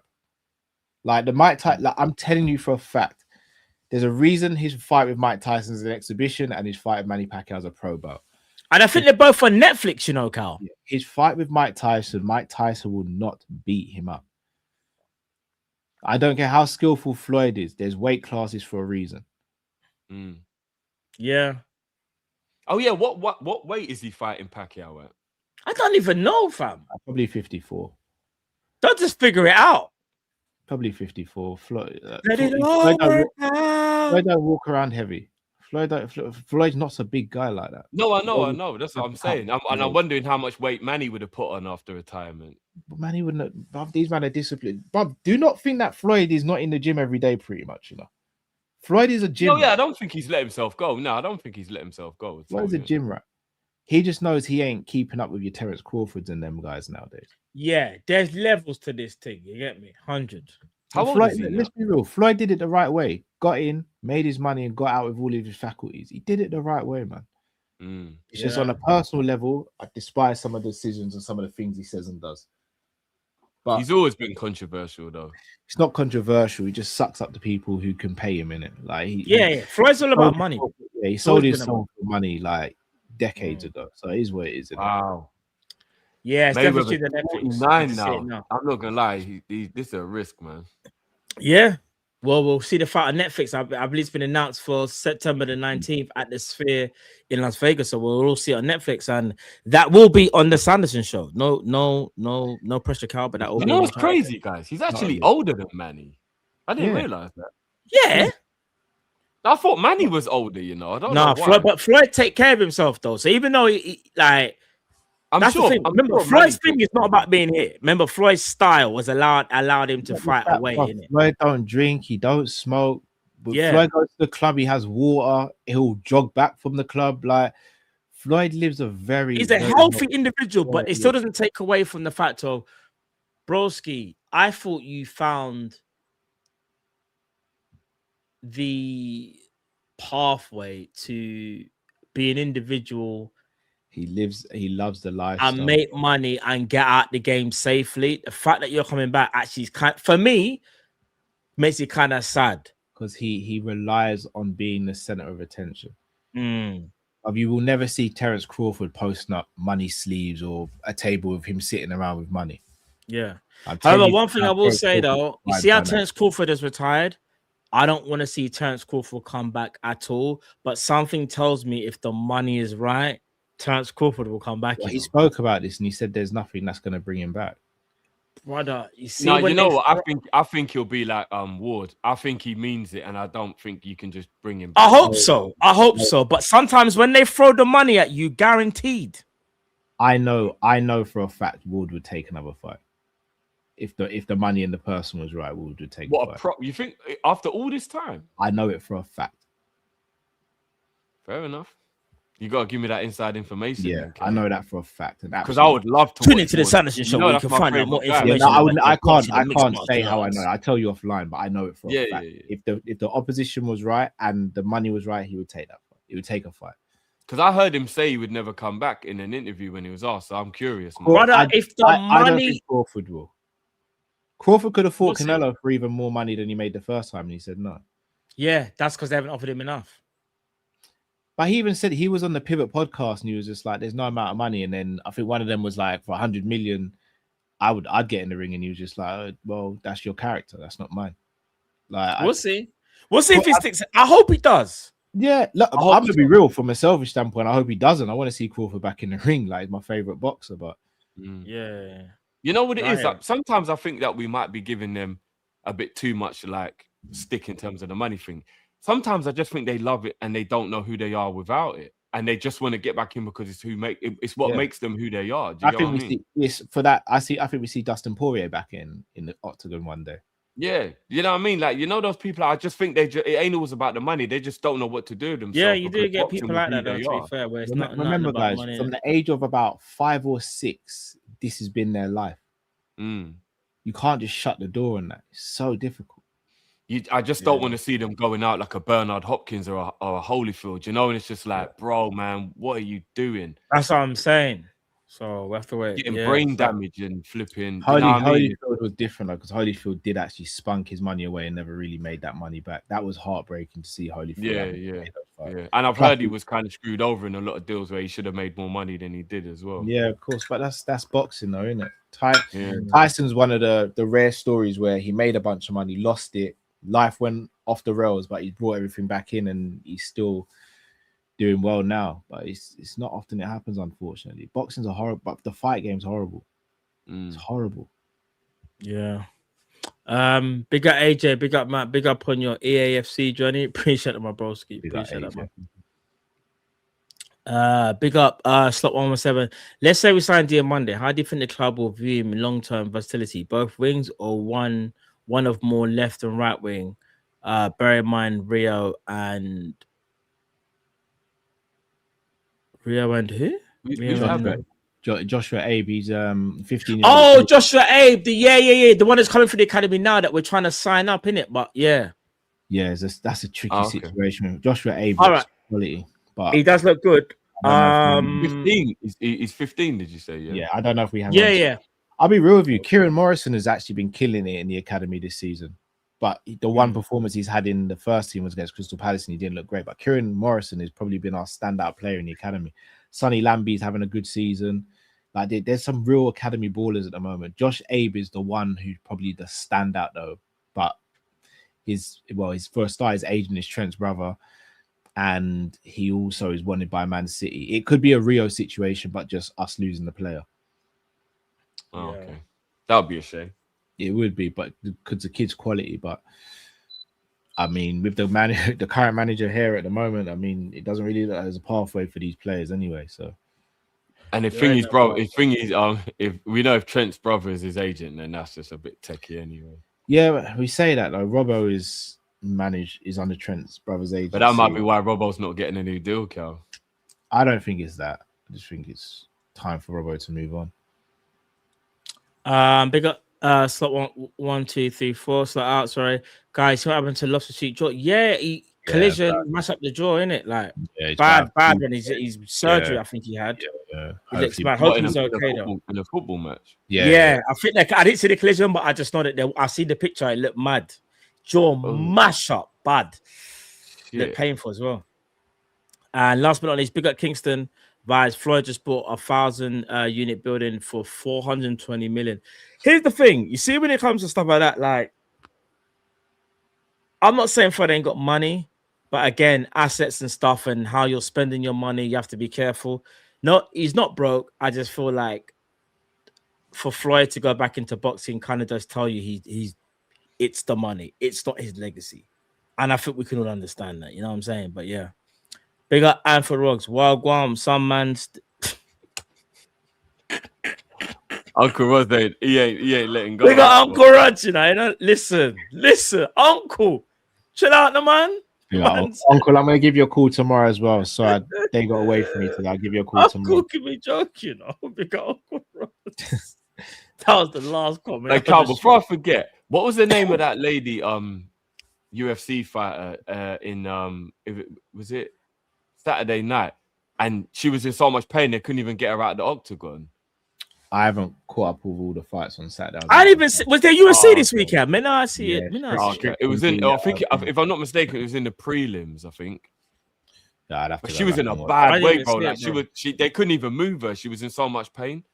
Damn. I can't remember when it was. I think I recorded it, so I'll go back and watch it again. A couple of brutal finishes on that card, man.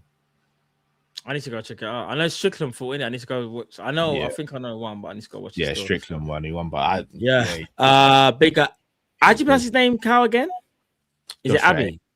Joshua Abe, sorry. Joshua Abe, sorry. Got invited by Trent's brother to Madrid game. Don't listen. Oh, he's an agent. There's nothing that we can do about that. We just got to hope and pray that he sees his future at Liverpool. Because looking at a Madrid academy is one of the worst things you can do. Not many people from Madrid make it the academy. Like, normally what happens is they go through the academy, they get sold, and then they join back later if they do well. And there's no guarantee. So hopefully that's like, you know what I mean? He looks at that and think, yeah, but really and truly, you came for the academy and see done a madness. So, you know what I'm saying? Yeah, I think that is it. Oh yeah, I know you won. Guys, anything you got coming up on your shows? On your channel, sorry, guys. I've got a couple of shows on Sanderson show tomorrow, probably one in the afternoon and then one in the evening. Speaking about the Conor Ben and Eddie Hearn and Dana White situation and all that. Rav, Conor Ben. If I speak, I'm in trouble. Man said, if I speak, I'm in trouble. He said, yeah, I still expect him to be in my corner, man. Eddie's family, man. Have you seen it? It's dark. I'll be honest said with Eddie's you, family. I'll be honest with you, though. If you look at the way Eddie Hearn does things, I don't think his boxers get paid as much as they should compared to what the promotion makes. Yeah, That's do. fair. That's fair. No, there's a lot of stories I've heard and even heard the boxers talking about where they don't get paid well under Eddie Hearn. Maybe the AJ do, bro. But like some of the others, they don't get paid as well, bro. Bruv, Conor got stupid money for the Eubank fights, considering Conor hasn't achieved anything in the sport. Remember, Conor got... No, he got stupid money compared to us, but not compared to some of the other people that have like made the money. For the level of the fight, he doesn't give them only. But you know what he did do for Conor when Conor lost out. You know when Conor got the drugs ban. What did Conor ban. bring to the table? He's not been a world champion. No, I'm not just talking about Conor. I'm talking about in general boxers under. Eddie No, but Hearn let's have just had a speak. lot of Let's just complaints but the making Conor as much thing, money as they especially. should. That's what I'm saying. Connor's done him dirty, man. Conor Ben, if I ever meet him, cool, whatever.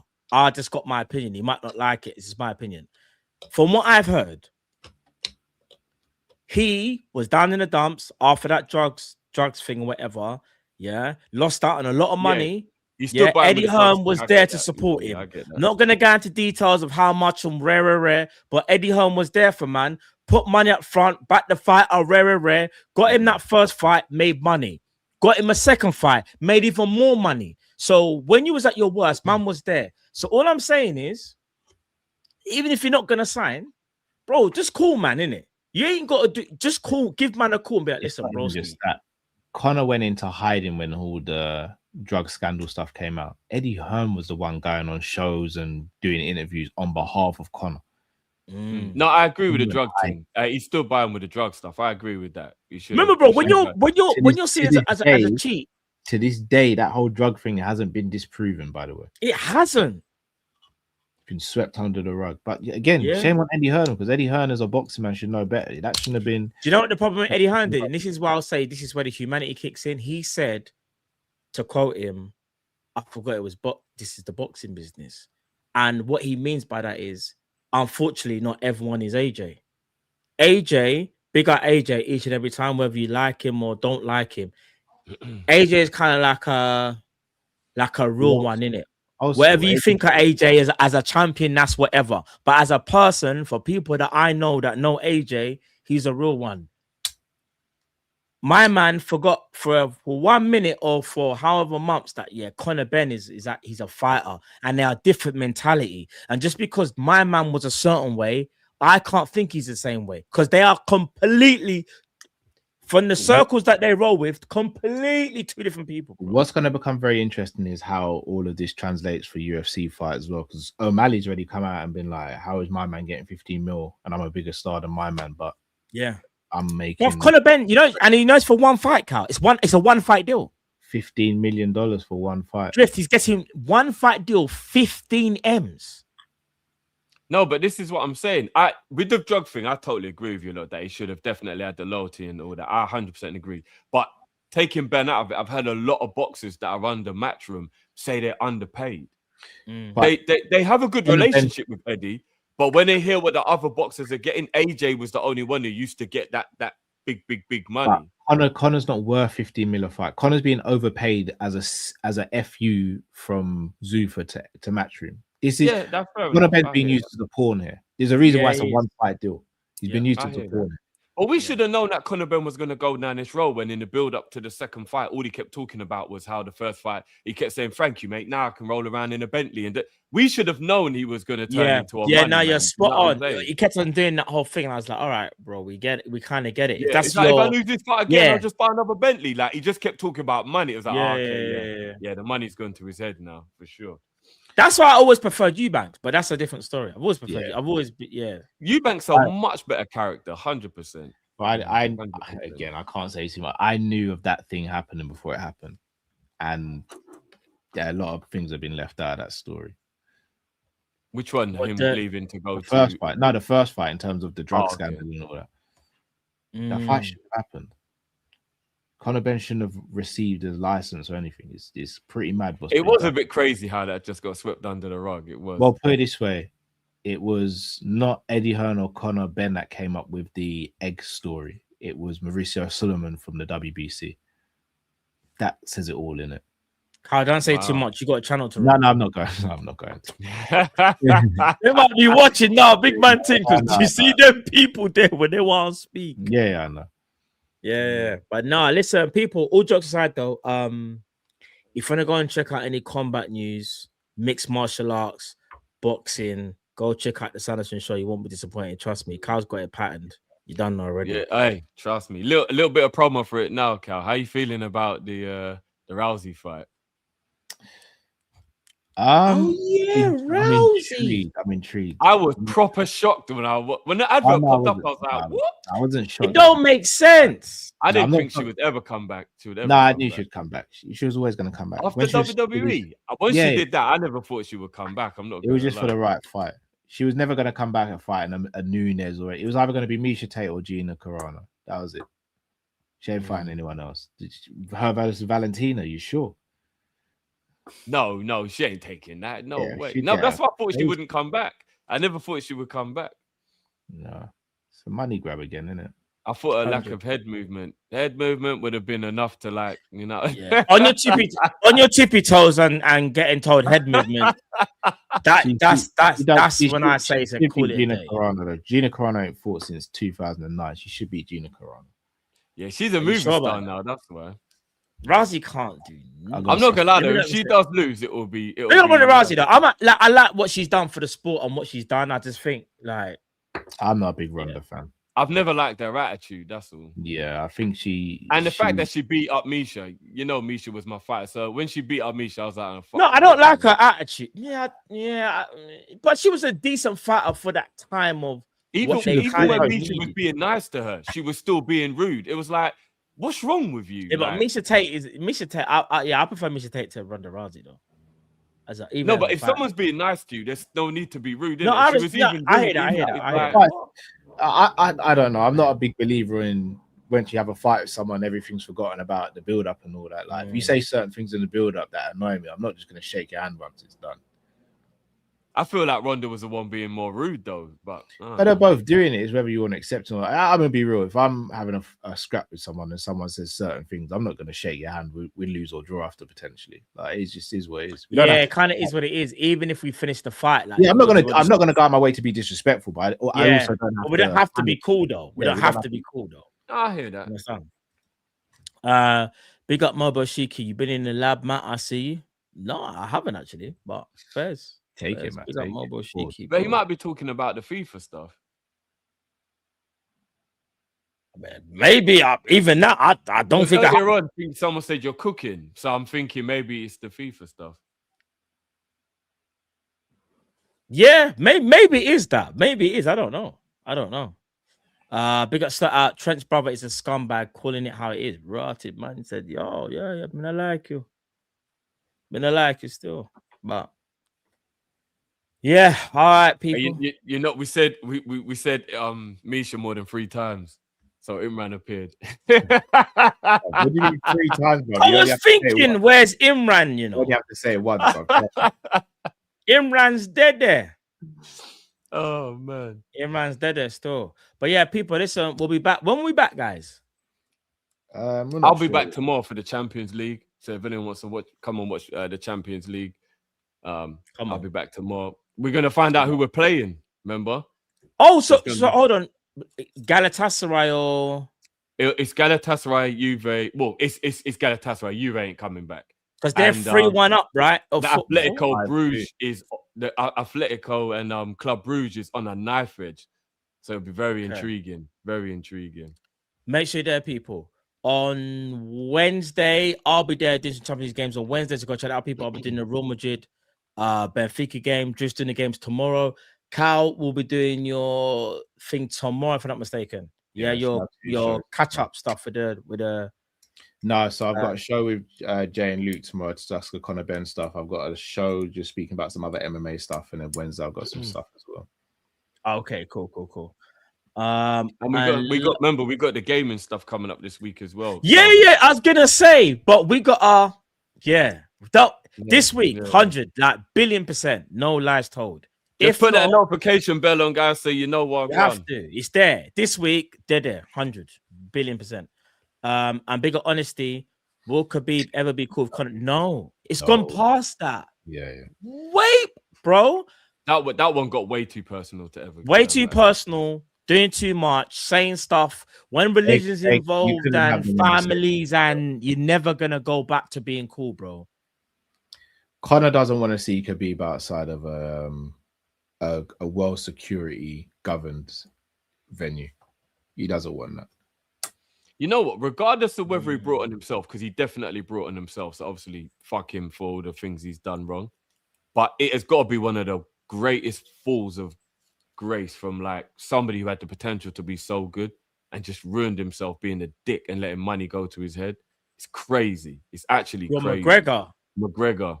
It's so weird. When he was the double champion after he beat Alvarez, he could have gone on to be one of the greatest things MMA's ever seen. He's such an idiot. He is such an idiot, man. I mean, you say that though. If he doesn't take the Floyd fight, he never makes 100 mil though, does he?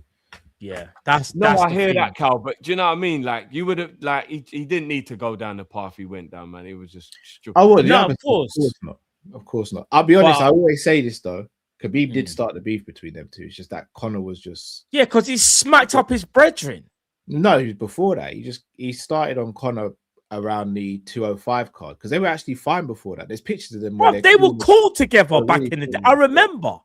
It was. I mean, I'm it saying I was- remember like I was there, but I remember seeing the photo of them. Yeah, two. no, there's pictures of them and stuff. Oh, Yeah. they used to be blessed. because Khabib was meant to get the fight against Eddie Alvarez at UFC 205, but Conor got it instead. So that set off Khabib, and then Khabib started attacking Conor rather than attacking the UFC, which is what he really should have done.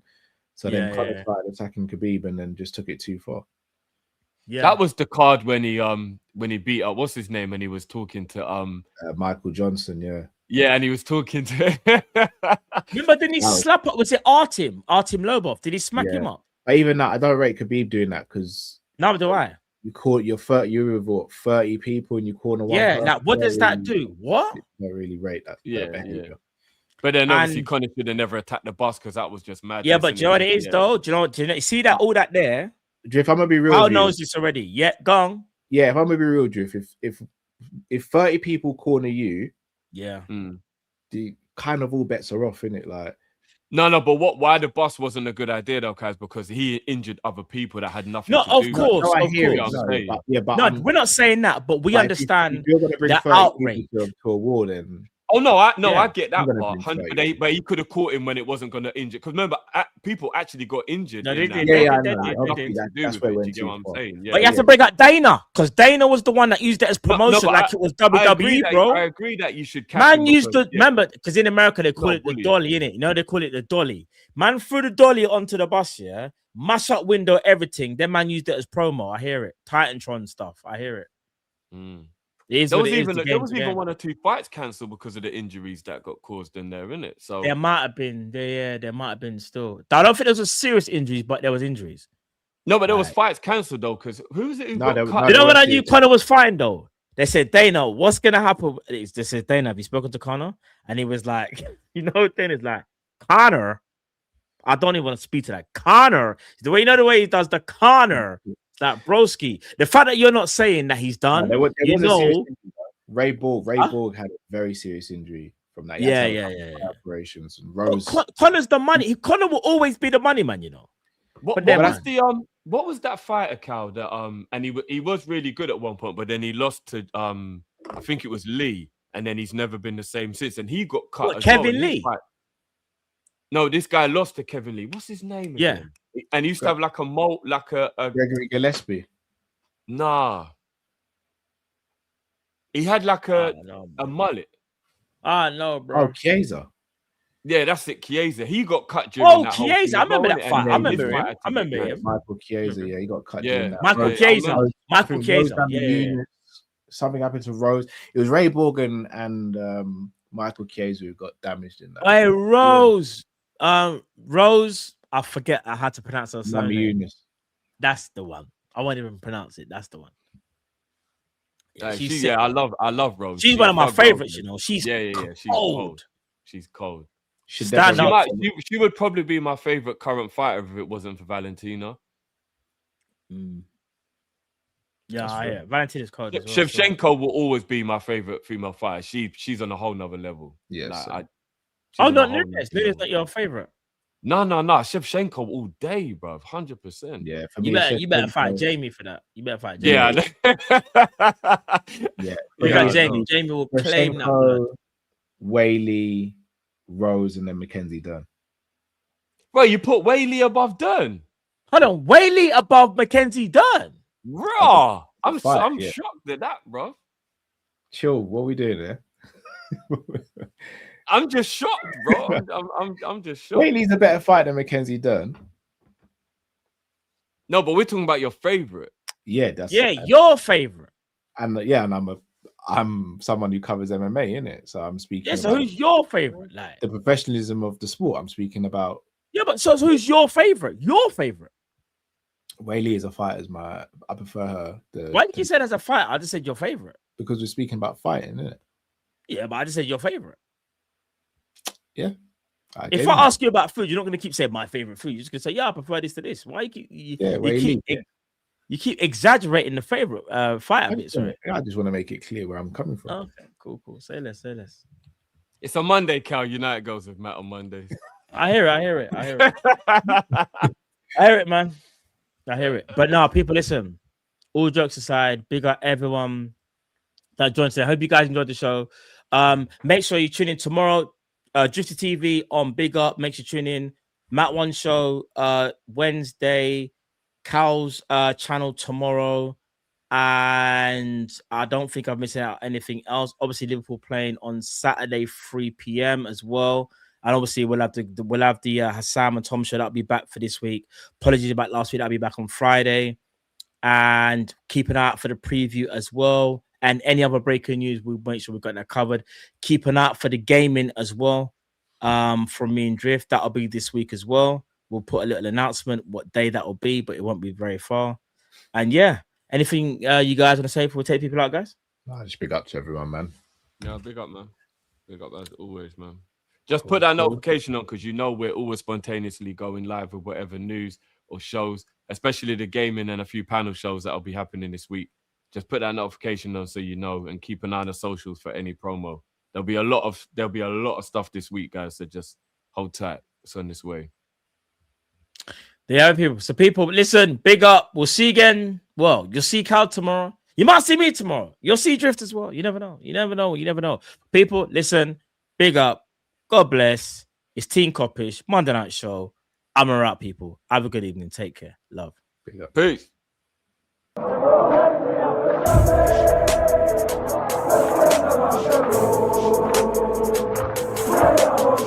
Thank you.